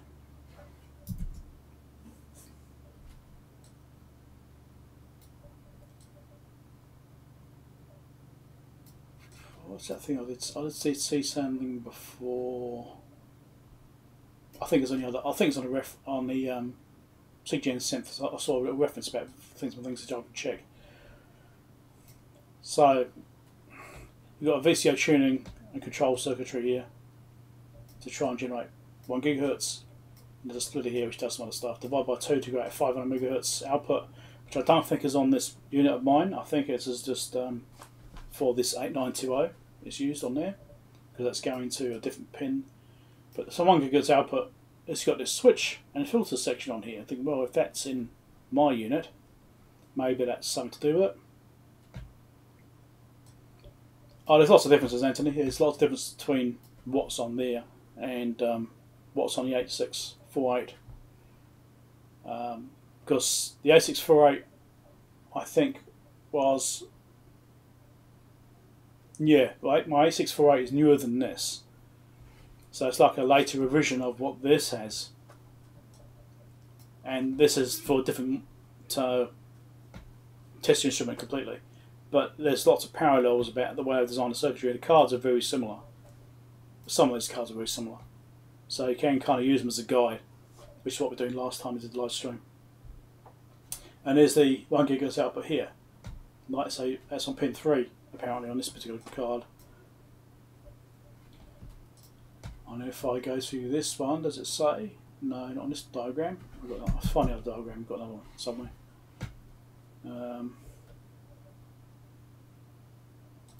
It's in here somewhere. Try and find it now.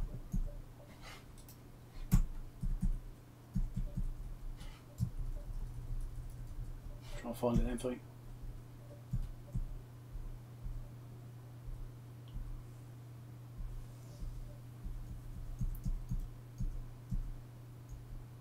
Where is it? I really thought I'd make notes about where these pages are.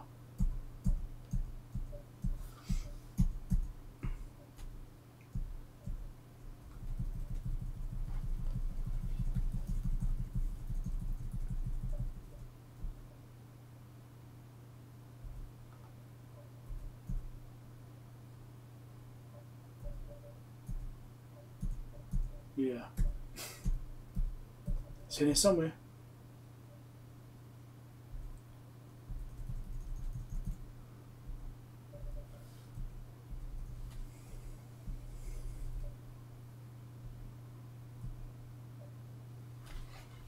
What's that one?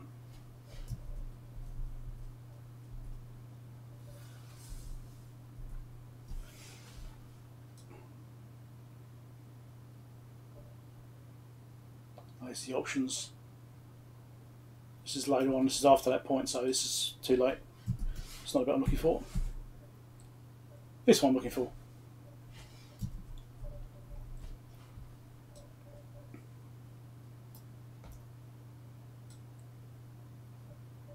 So you can see this is a much more detailed block diagram. So the RF out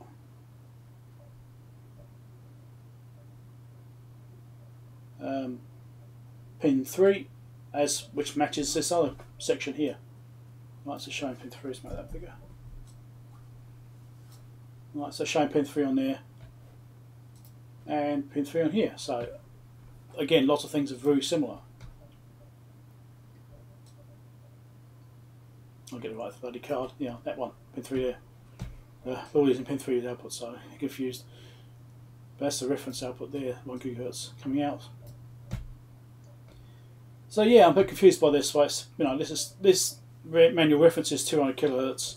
I'm getting 1 MHz. There's one reference to 1 MHz in that block diagram. But they're not mentioned ever again or anywhere else about switching frequencies or anything like that. And the modulation frequencies I'm getting out seem correct.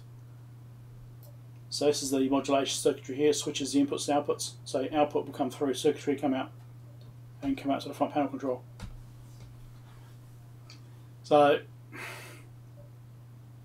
there's no extra conversion that I can see here. It's obviously just like digital to analog conversion, you know, that's fine. But yeah, I'm at a bit of a loss. I mean, you can see there's data connections to all these parts. So maybe they're actually in a different revision. They decided to change the division frequencies. There was a reference that the very early units had a limitation, like the A648B. The very early units couldn't go down to 9 kHz, only down to 100 kHz, just like the A version. But apparently later versions that changed to go down to 9 kHz. So maybe this difference in frequency is something to do with that. Now maybe they found that used a different frequency because of that, and they changed it.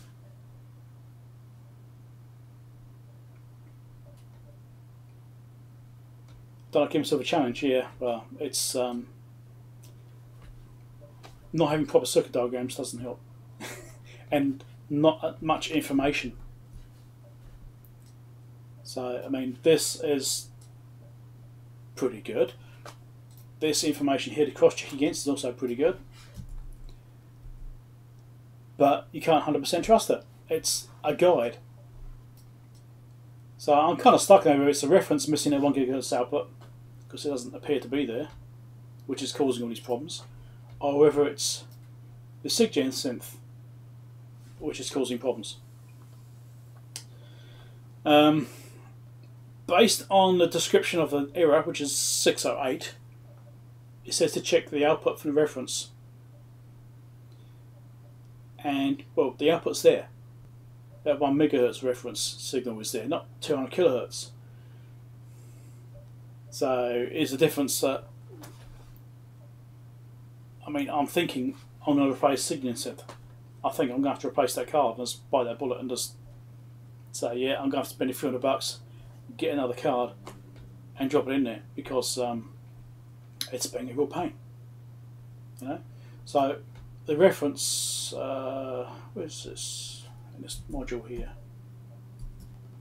can't remember if it's before or after this reference. Before it.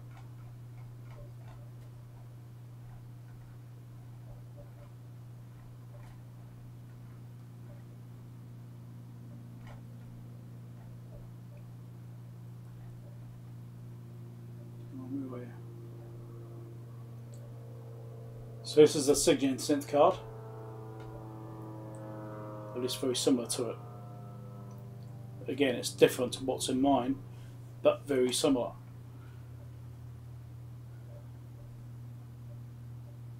So what I'm kind of looking at is the VCO circuitry, because we're looking at this before the last live stream. We probed around here and we found we're getting 3 megahertz from the VCO. And being as it's a phase detector circuit, you would expect the VCO frequency to be the same as the reference frequency. So, yeah. And that's coming in on here. It's P3. Pin 3. And again, it says 200 kilohertz right here. Right, reference here, 200 kilohertz. So, I don't think I can really think of is that, as I said before, maybe the earlier version said 200 kilohertz and I changed it 1 megahertz later on. I didn't update the manuals. I'm guessing though.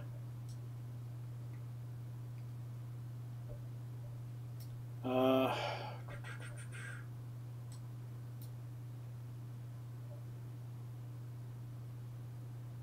we go, pin 3 input on here.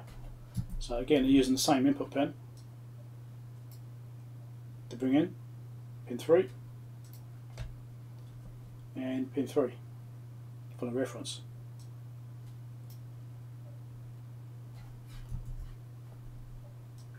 The only thing we really found wrong here before was that the VCO frequency didn't seem to make sense.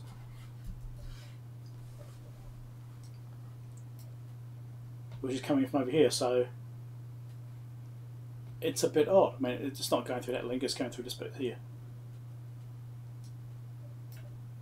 So I'm at a bit of a loss really at the moment. Because if it was just a plain analog VCO circuit, it would be fairly easy to diagnose, as in injecting your own signals and that sort of stuff, you know, injecting your own voltages to control the VCO. But this is digitally controlled by the processor.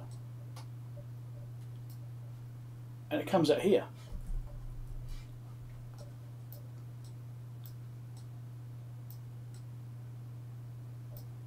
So that VCO control circuit, it comes from here, from this chip. So this complicates things a little bit. I mean, is it this DAC that's wrong? It's got all this other control circuitry here, data lines. So this is electronically controlled to adjust the VCO.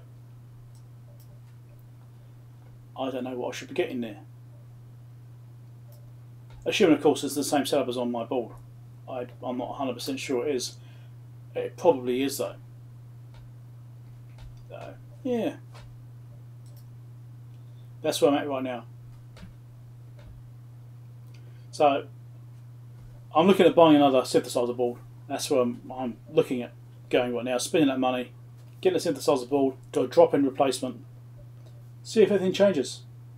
If it changes, I know I've definitely got a fault on this board. At least I'll narrow down which board it is, at the very least. And then I can always try and fix this board. If it is this board, which is wrong. If I drop it in and find it doesn't change anything, it could be the reference, or it could be the control circuitry not doing its job properly. It could be a controller problem. Don't know.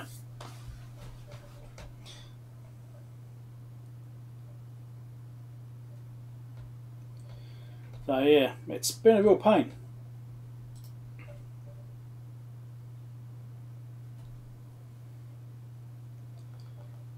Well, I picked up this unit for a reasonable price. It was still fairly expensive. I think I paid about $800 for it, I think it was, broken, plus shipping. So I think I've paid about $1,100 for it. So I'm kind of motivated to get it working. That's the gamble I take when I'm buying stuff to do videos, is that I can spend $1,000 on something and not have anything in of it. So in the worst case, I could probably break it down for parts and sell it as parts and say no guarantees it works. You know, that's the worst case. I don't want to do that though. I don't want to resort to breaking stuff down for parts because I can't fix it. I want to try and fix it and then sell it as a working unit. That's what I want to do. Yeah, it's a pain, alright. So it's always began on buying stuff for doing videos. I mean, I didn't actually need a signal generator. I've already got a couple. I've got Roden Swartz, I've got the Marconi one, my main ones. I've got a couple of other little bits and pieces around too. So, didn't need one. But I bought it as a project to do videos on, and thinking, well, it sounded like a bad reference from the description as in the auction. Actually, one point about this auction too. I had in my head this is supposed to be a high power version with the 1EA option added to it. 1EA, which is the high power option, so I can do up to 20 dB, depending on frequency. Or dBm, I should say, correct terminology. Doesn't have it. It doesn't have the 1EA option on it. It doesn't go above 13.9 dBm, regardless of frequency. So, I might actually have to raise an issue with the seller and say, actually, this doesn't have the option that you said it had. Because there's no option marked on the back of the unit either. As soon as I saw that, that's interesting. So, whether they sent me a different unit, don't know. Have to wonder. So yeah, I'm kind of motivated. I'll spend a bit of money on it, get the synthesizer card. Since I'm not exactly sure how to progress from now, I've been working on this thing off and on for the past couple of weeks, trying to just narrow it down some more. And I've really got us more confused about how it works compared to what it says it should be doing, because it doesn't actually match up completely. So yeah, I'll get that, drop that in, and see if it changes anything. If it doesn't, then it could be the reference, it could be the control circuitry. The synthesizer board I'm looking at states it is working. It states it's a good card with guaranteed working, and whatever turn stuff like that mated marked on it. So I'm pretty confident that board works. So if I drop that in the unit, then works. At least, hey, great. I know it's a synthesizer, and I can start working on that board and try and repair it in more detail. Get right stuck into it. But right now, I'm not sure. It could be one of three places. It could be the control circuitry not controlling it correctly. It could be the synthesizer failed itself, or it could be that 1 GHz reference coming out or not coming out. It maybe it's got more than one fault. It could be this is a unit which has had bits chucked into it in order to dispose of it. Sometimes you get parts. It's like my Fluke 5000A was just sitting down here, which you would have maybe seen the videos on. Did 19 parts of that one. That looked like the boards in that were out of other units which had all failed, and had taken a good board out and put the bad board back into this unit and sold the unit with all these bad boards in it, because I had to fix this about every single board. So this might be the same situation. Maybe this is full of bad boards. Don't know. But it doesn't seem to give me like a list of errors. It will just go to the first error it finds and it will stop. So in this case it's finding 608. Then it stops. I can't see a way of scrolling through errors. It seems to just find the first one and that's it. If anyone knows that, if it's possible to scroll through the self-test errors on the 8648, let me know, because right now it's giving me one error. If it's giving me multiple errors, it might help me some more. But it seems to only give one error, the very first one it finds and stops.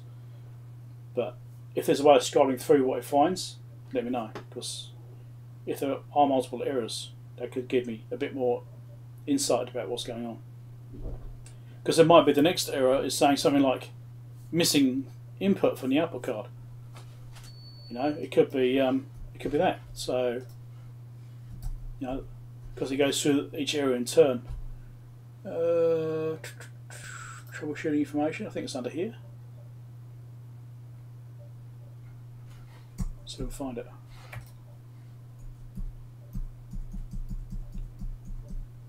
Error codes list. Where are we?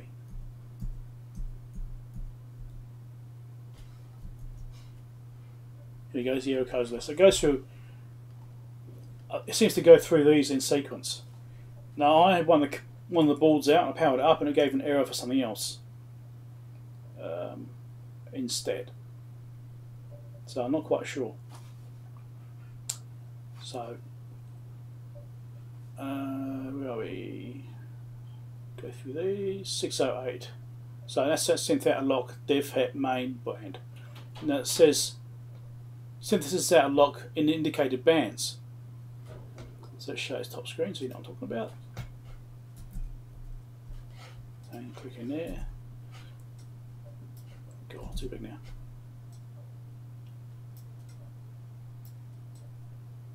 So this is the error I'm getting. And it just says if the synthesizer's failed or the reference signal is failed, or no missing signal, right? Check for the A5 synthesizer from the A4 reference. So that's there, which this error says synthesizer.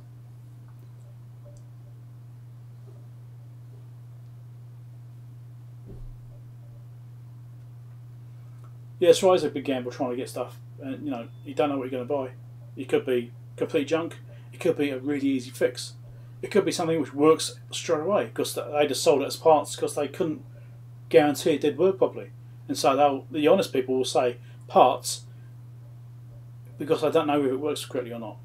And I've had stuff like that. I mean, I had my Vodafone Sports signal generator that was sold as parts and repair. Powered it up, worked fine, nothing wrong with it. I don't think I did anything to fix it. It was the one thing. I did some work on the back of it, but it was really minor. It was hardly anything at all. But I had stuff like that. I purchased it and it's been alright. Yeah, but sometimes you get lucky, sometimes you don't. So I'm hoping this is one of the ones I can fix. I might just have to put a bit more money into it first. That's the only problem. I don't want to put any more money into it than I can make by selling it again. So as long as I can break even, I'm happy with that. You know, I like to bring stuff back from the dead as well. Anyway, so this is this error is giving 608, but it seems to be stopping here. What if it also has 611 20 kHz reference missing at synth? Which sequence does it do them in? You know, is it doing 608 and stopping and then not going to 611 because the reference is missing? You know, reference out of lock at 10 MHz, 6112, 612. I mean, is that missing? 613. Reference out of lock at 1 GHz. That's the one I'm interested in. I don't know. Never sell. Yeah, I try not to hold everything. You know, I have to be a bit reasonable about it. I mean, I've sold a few things, just to try and finance the purchase of something else. Usually, like I sold the A647A to a guy who actually contacted me asking if I had one to sell. I wasn't actually looking to sell at the time. I had to toss up now. I didn't sell it for quite as much as I wanted to. I actually bring my price down slightly because he wasn't willing to pay that much. You know, I think I dropped it down by a couple of bucks or something like that. And that was enough money to buy this broken unit, which is a better model. It's, you know, the more high frequency one, so it's like the next one up. So I thought, well, I'm investing that money back into this unit in an attempt to get a step ahead, you know. But it may not work that way. I may have just lost it. I don't know. We'll see how we go as far as repair goes. But like I said, I can probably break this unit down to parts and then sell it individually and get the money back. But I don't want to do that. I want to set it as a working unit. So we've got these various errors here. So if anyone knows how to scroll through errors, if there's a way of scrolling through errors on a self-test, let me know, because I haven't found a way of doing it. As soon as you touch any controls, it just goes to normal display mode. But so it's just giving that 608 error, and that's it. But if I can find if like 613 trips or 612 trips, if those are going, that will at least tell me it's a reference as well. The interesting thing is these boards, they're actually programmable. There's some software that Keysight have, formerly HP obviously, and that you can then read the motherboard on this unit, the A3 board. You can connect to that somehow, I think it's through GPIB, and it uses bloody Windows 95 though, or maybe XP. XP barely, I think, just works, but Windows 95 is how old it is. And so I think I might have a machine I can run on XP. I think I've got an XP machine laying around somewhere. So you can interface with GPIB with that, and read the motherboard and see what the motherboard thinks it is, because the motherboard actually stores on it whether it has the high stability reference on it, the 1E5 I think it is reference, whether it's got the high power option and those sorts of things, whether they are set up on it. Because if you change it, if it's got the wrong configuration of the motherboard, it might be controlling things wrong. So that's something else I need to do.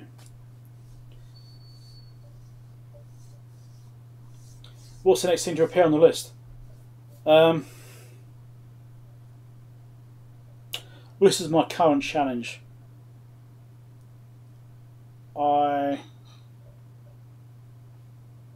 Just trying to think now. I've only got some like refurbishment stuff really. I haven't really got much. I mean, I've got that capacitance substitution box, which I showed previously. That needs recapping. That's not that exciting video. It'd be probably something I'll do and just edit it down just to try and give an overview of it. I've got an iPhone I've got to repair, put a new screen on that. That'll probably be a video. I've got a whole bunch of stuff queued up though, so let's talk about what I've got queued up in my repair list here of videos I've already recorded rather than what I have to record yet. Next week I'm publishing a video showing me replacing the bearings of my 3D printer. Some people may be interested in that, people into printing. Might be on some reassurance about how to do it. I've got an iPhone 5C screen replacement, LED downlights, replacing the modules inside LED downlights. I fixed my kitchen range hood. They had a weird fault. It was you got 3 fan controls and light control on the range hood, right? This is above the cooker, oven, stove, what you want to call it. I'm assuming you call it a range hood everywhere else. I don't know what you call it in other countries. And if you had a fan on and turned the light on, the whole thing would shut down.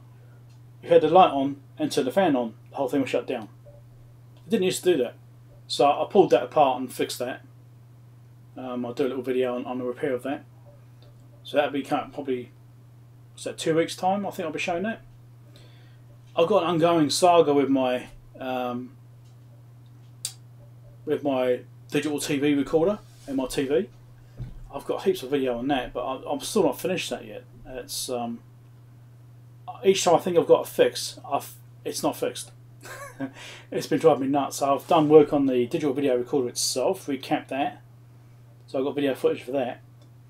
Didn't change anything because I was thinking it's my digital video recorder. What happens? I'll get lots of static and noise on the screen on the TV, especially when it's recording programs, right? So any pre-recorded programs, I play them on the TV. The recording has got this distortion on the screen, the digital TV picture distortion. So I've got that issue there. I thought, right, so I recapped the recorder, thinking it was the recorder causing the problem. Didn't change anything. It's like, okay, not that. So I even reflowed a few things on the recorder. Didn't fix anything. Then I noticed that if it's recording with the TV turned off, the noise doesn't happen. It's only when the TV was turned on. I thought, well, that's interesting. So I thought, right, it must be something with the TV. So I started looking at the TV power supply, because the TV power supply was making noise and crackling and stuff like that. I've been doing it for a while. You can hear the whine, that sort of stuff. Didn't used to do that when I first got it, so I knew it needed recapping on the power supply anyway. So obviously the power supply from the TV is somehow generating EMF interference, which is affecting the DVR. Alright. So I've recapped some. First I went through and resoldered all the joints on the power supply, because the caps tested pretty much okay, all the OSL caps and that sort of stuff, and they seemed alright. And it went away for a day. I thought, oh great, I fixed it. So I did a video saying I fixed it, great. Then it came back. It's like, crap, it wasn't there. So I replaced some of the caps. So what I had on hand. It went away for a couple of days. I thought, great, it's fixed. The video thing, great, I fixed it. No, wasn't fixed. Came back. So then I purchased a whole bunch of capacitors from Arrow, who was recommended to me by Tobacco Technologies. It's actually a New Zealand Siglent dealer. And he's the one that gives me all the Siglent test gear to review. And he suggested Arrow. I thought, oh, I've heard of Arrow, but I haven't tried them yet. And so I tried using Arrow, and it was very quick. It's actually really good service. So I'm going to be using them again in the future. Anyway, so I got a bunch of capacitors from Arrow, all low ESR types, you know, the lowest ESR I could find, that sort of stuff. Replaced all the other caps, which I hadn't done yet. Went away for a couple of days, looked great, I fixed it. And I came back. So that's what I'm at right now. So the noise is still there, and I've recapped it, and I've recapped the DVR. So, but there's one more thing I've got to try, and that is on there. It's got some film caps in there as well, like little plastic blocks. I'm not sure exactly what they are. They're white plastic blocks. So I'm looking at replacing those caps next. So I've got to open it back up again and get all the values off those and order some of those, and maybe that'll fix it. I don't know. It's been a nightmare. So I've got, I don't know, probably 3 or 4 hours of footage trying to repair that bloody thing. And I don't know what I'm going to do with that yet. I might not even publish it, I don't know, but we'll see how we go. Great variety is what you like about a channel. Good. I mean, some people, channels are more successful if they focus on one type of subject. Like Voltlog, for example, does a lot of mailbag videos. So he does really well because he does mailbag after mailbag after mailbag. Because people that subscribe to his channel watch just about every video because that's what they're interested in. The more specialised you are and the more you stay on the subject, the better the channel will do as far as growth, and it will progress faster because you're not diluting what you're doing. But for me, I like to have the variety as well. I like to do different things.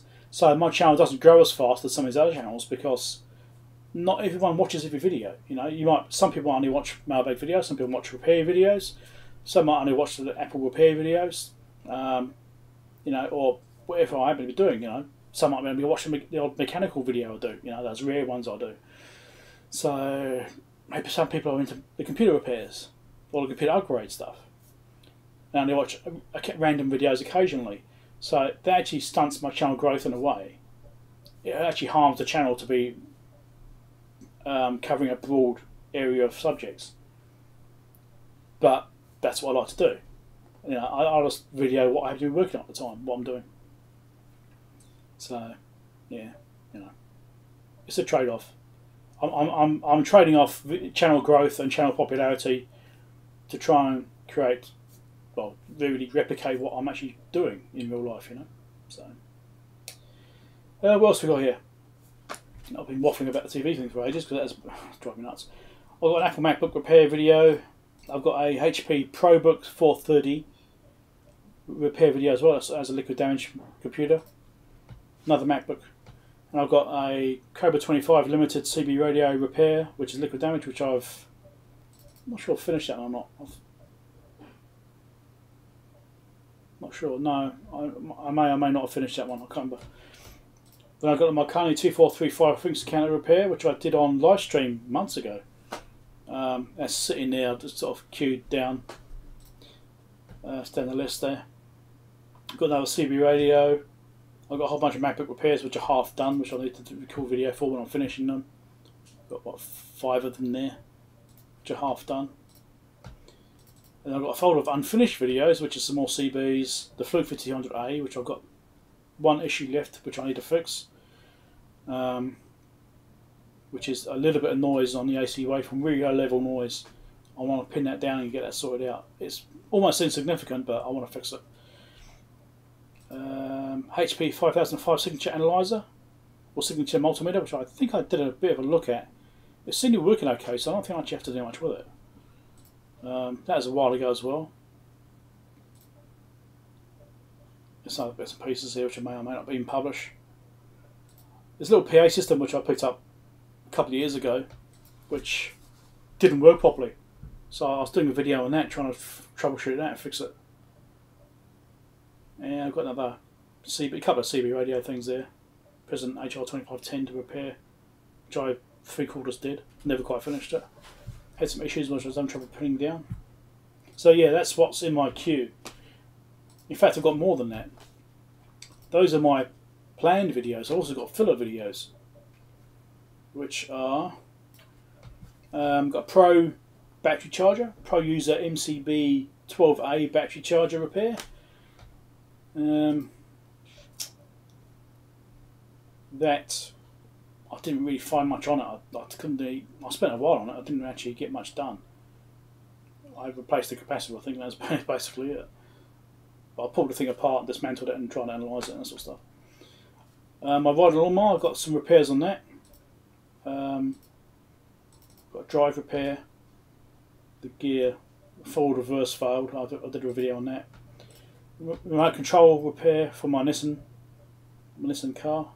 My control failed. I did a repair video on that.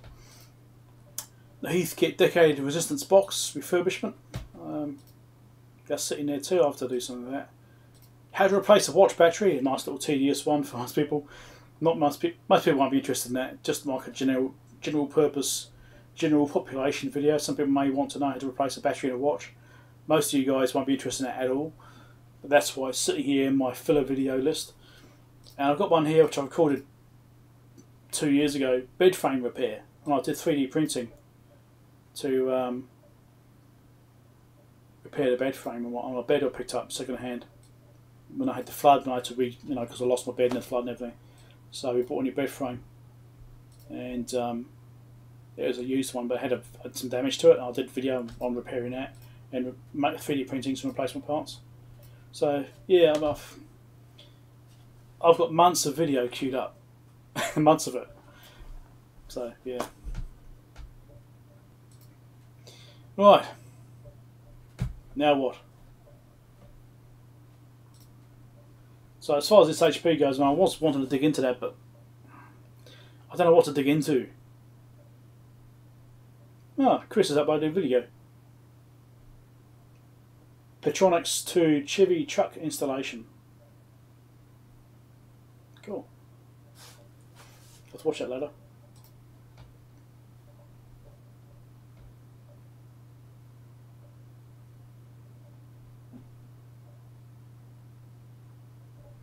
Tektronix 851 BDM 1250. I've never even heard of them. Let's look those up. So no, to answer your question short, I'm not familiar with it.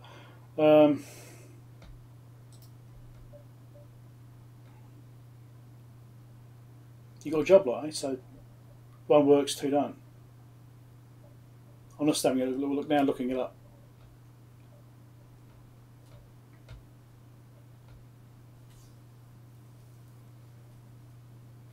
So what does this do?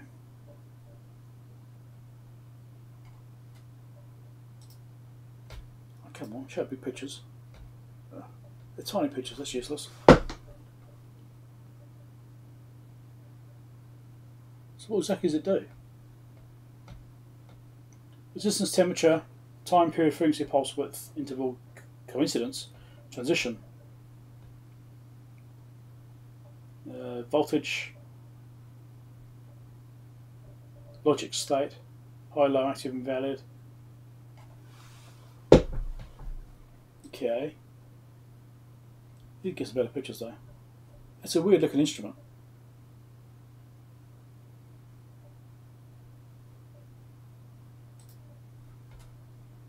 What did you pick them up for as a job lot? What did you actually pay for the whole three?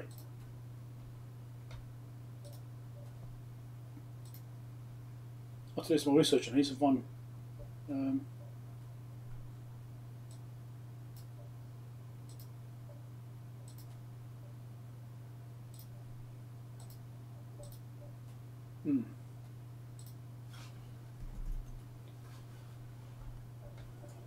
what else can I look at here?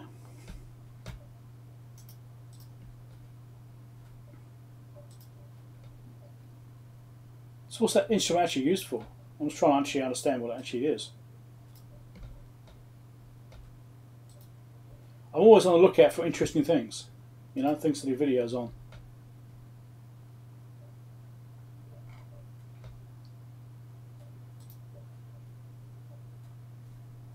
So to find something new and interesting which may be useful to me, or maybe something I could sell, then I'm certainly interested in it.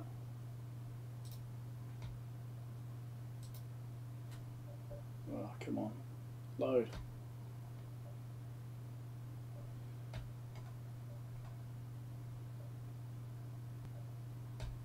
Well, that one sold for $75 New Zealand.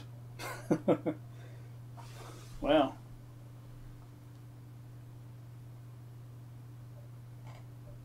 Just trying to get a better picture of it so I can actually get a good close look at it.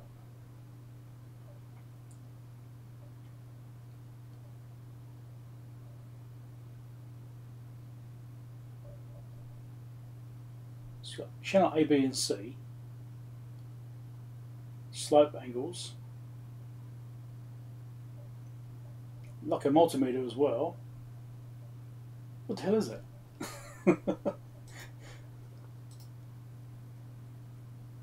Input filter.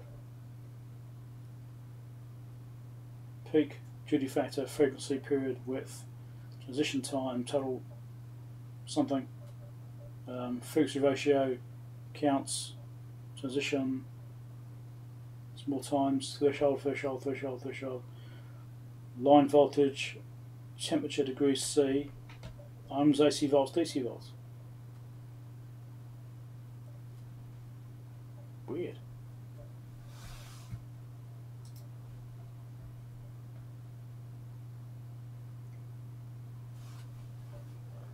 £30 for the lot. Well, that's pretty good then.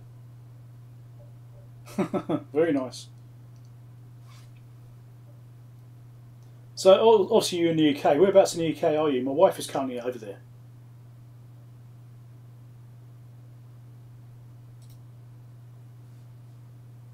She's currently in York.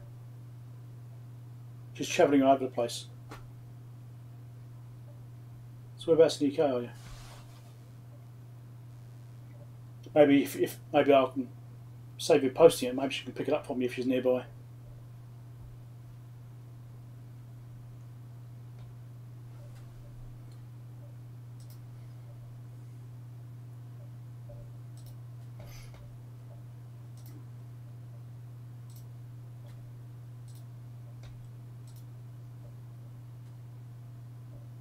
I've also been dropping some frames today.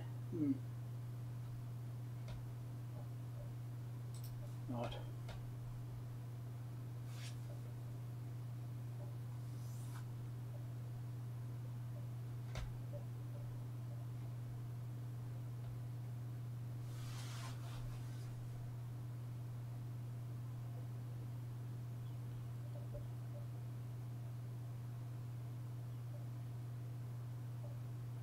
Interesting thing.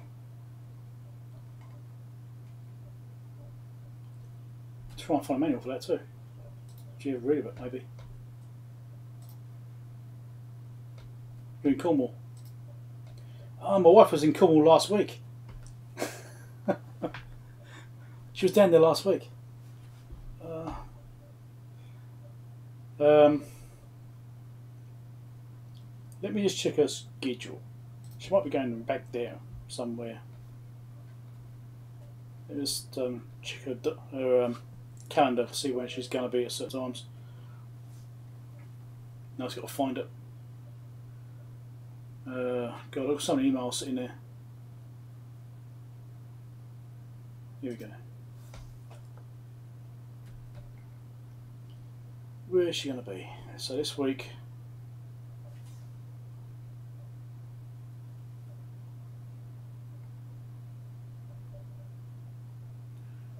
Nottinghamshire this week. Manchester next week.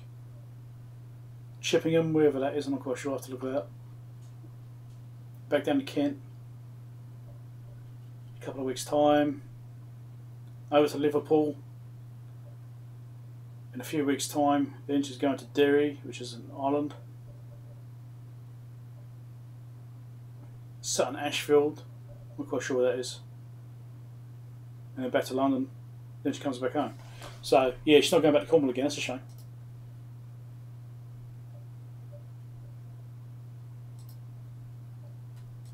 But yeah, I'd certainly be interested in getting my eyes off you and having a play with it, and even if it's a broken one. Certainly, definitely broken one. That'd be perfect. I don't mind paying postage. Let me just... postage is probably more than you pay for the unit, actually, to be honest. Let's see if I can find a manual for this thing.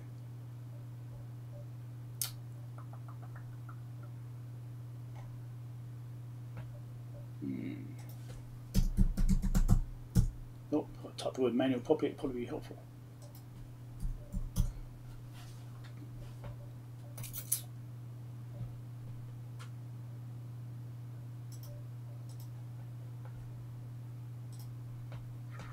If I read the manual, maybe I'll give you an idea. Circuit diagrams would be great, if there's a circuit diagram. That's just a discussion about it. That's not a...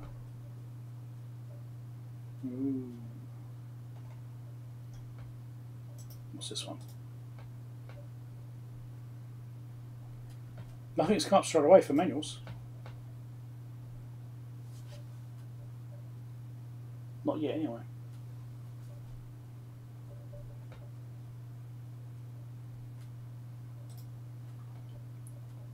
If you happen to know where there's a manual online, let me know. Just chuck a link in and I'll have a look.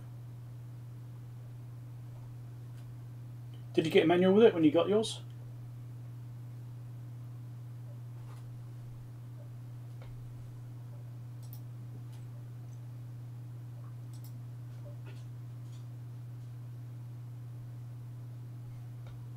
It's pretty hefty. Well, my wife's got plenty of baggage allowance, but so unfortunately she's not coming near you again. I don't think so anyway. I can check with her and see if she's heading that way again, but I don't think she is. You got the service manual, excellent.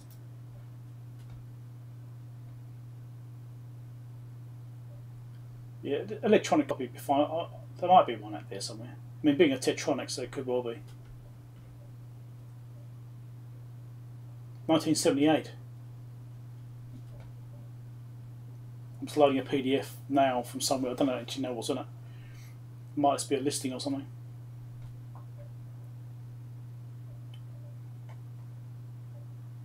Right. It's called TechScope magazine.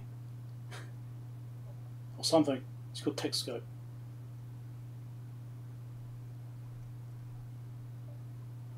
Yeah, it's a TechScope magazine. It's mentioned in there. From 1978. I'll save that, it could be an interesting reference. Look like either one.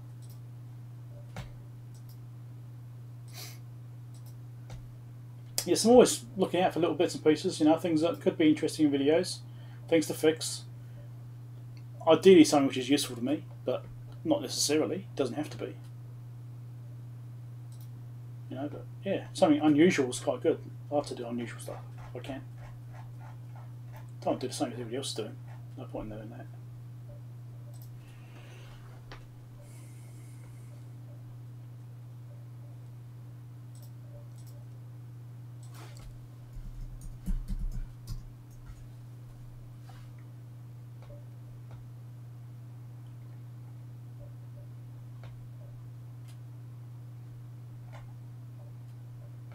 Yeah, right. Okay.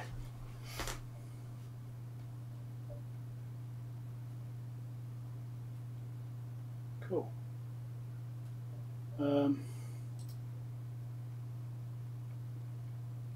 Yeah, she's going around visiting friends and family. So she's going to like a place for like one day and then moving on, things like that, or 1 or 2 days and then she's gone again. So I wouldn't really want to post it to someone's place and then maybe miss her. I have to check with her and see what she's actually doing. Let me text her. Hold on. Bear with me.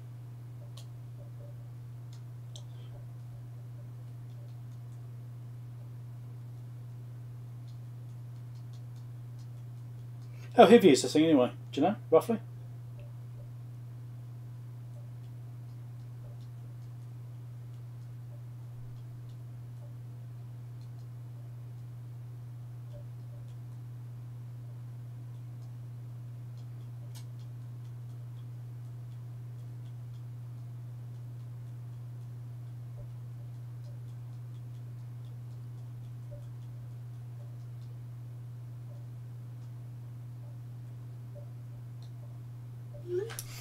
Right. Yeah, yeah, email. I'll check my email address in here for you. Hold on.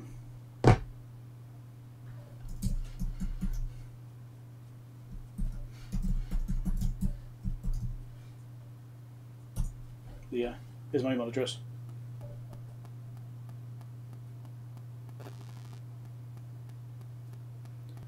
She's replying right now, so just give me a second.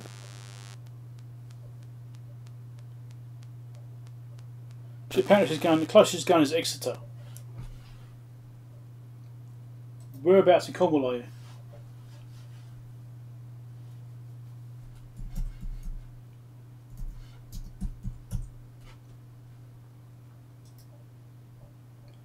I'm just putting up a map now because my geography of the UK is a bit vague in those areas.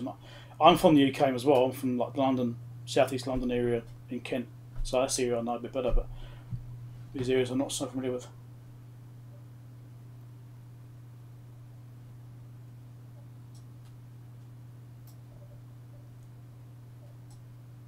Okay, then maybe Exeter's sort of there, isn't it?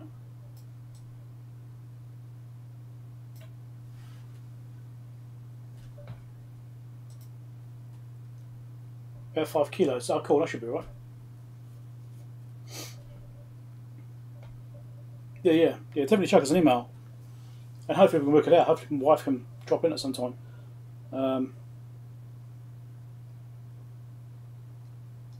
I'll find out when she's supposed to be there. At least in Exeter.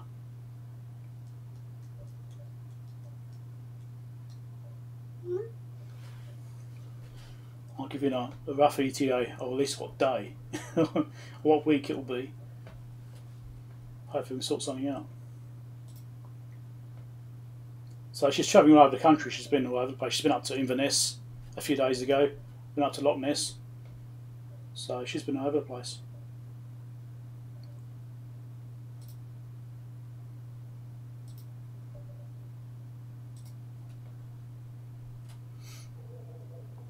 So 5 kilos isn't too bad.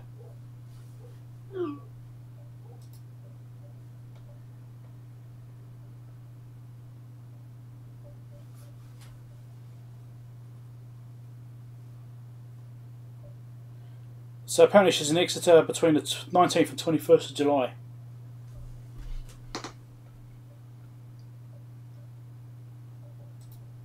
That'd be pretty cool. If we can sort that out, that'd be great. I don't mind giving you some money for it either. I mean, I don't mind giving you some to help pay for it.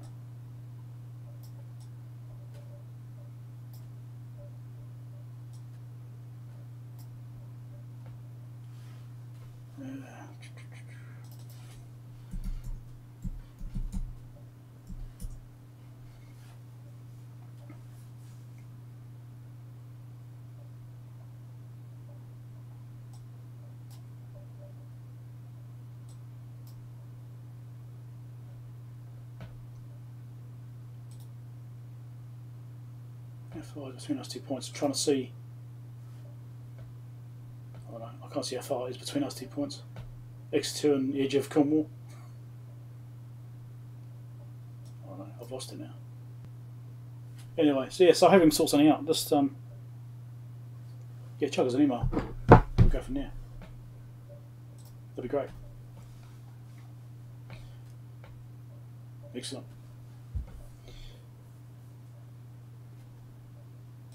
Okay, Dave, thanks for dropping by. Yeah, I was hoping to get into HP, but I'm kind of at a point where I don't know which direction to go in at all.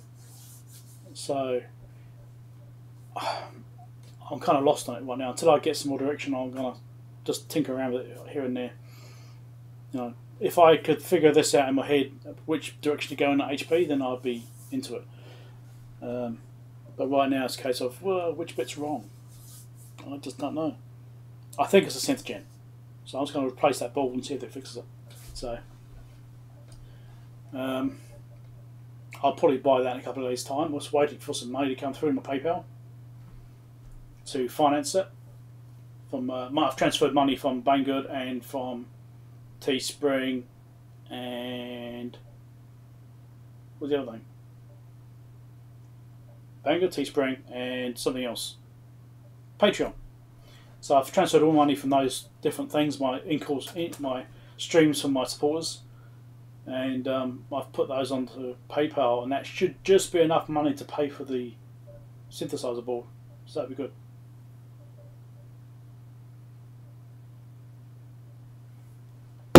Mitsubishi car stereos, Jap to English conversions? No, not really.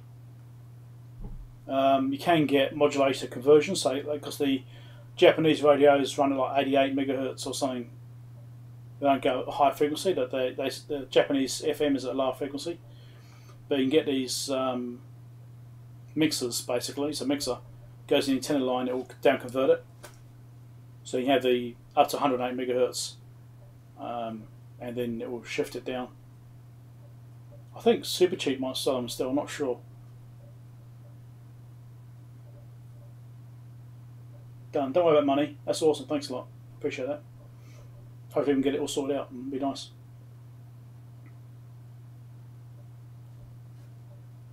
Excellent. Yeah, thanks for that. Yeah, but hopefully I can actually get the thing fixed. That'd be great. Hopefully we can actually arrange to get it to me. That'd be great. Not the band expands the text. Oh, it's in Japanese language, is it? I'm not aware of any knowledge. I'm not aware of any ways of doing that. I don't know knowledge of how to convert that. I had a Japanese stereo many years ago and I couldn't figure it out. So I think it's a case of having to change the stereo out.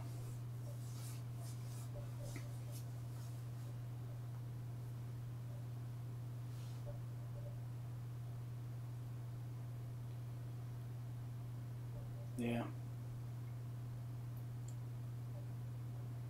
Yeah, I couldn't find any way. I tried to research it and stuff like that. I couldn't find any way of actually switching the language.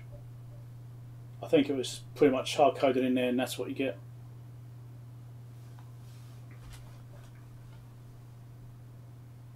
As long as it's a standard one DIN bloody stereo, it shouldn't be too hard to replace it, unless it's one of these built-in things which have got the weird faces and be a bit of a nightmare.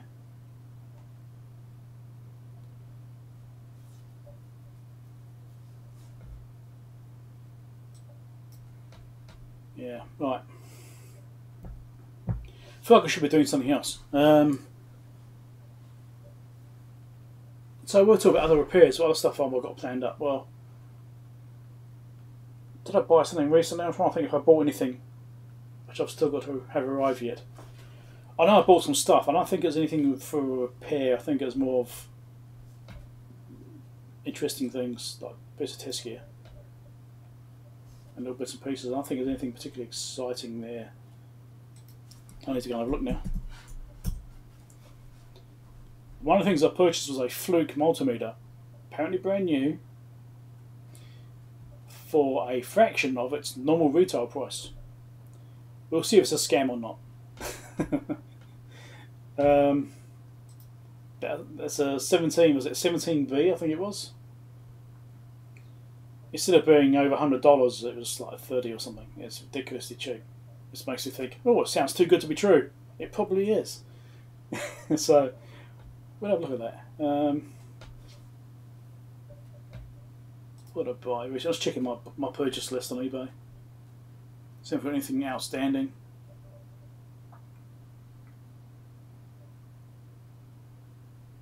Yeah, it's just that multimeter. So it's like $30 in New Zealand for apparently a brand new Fluke. We'll see if it's a scam. We'll see.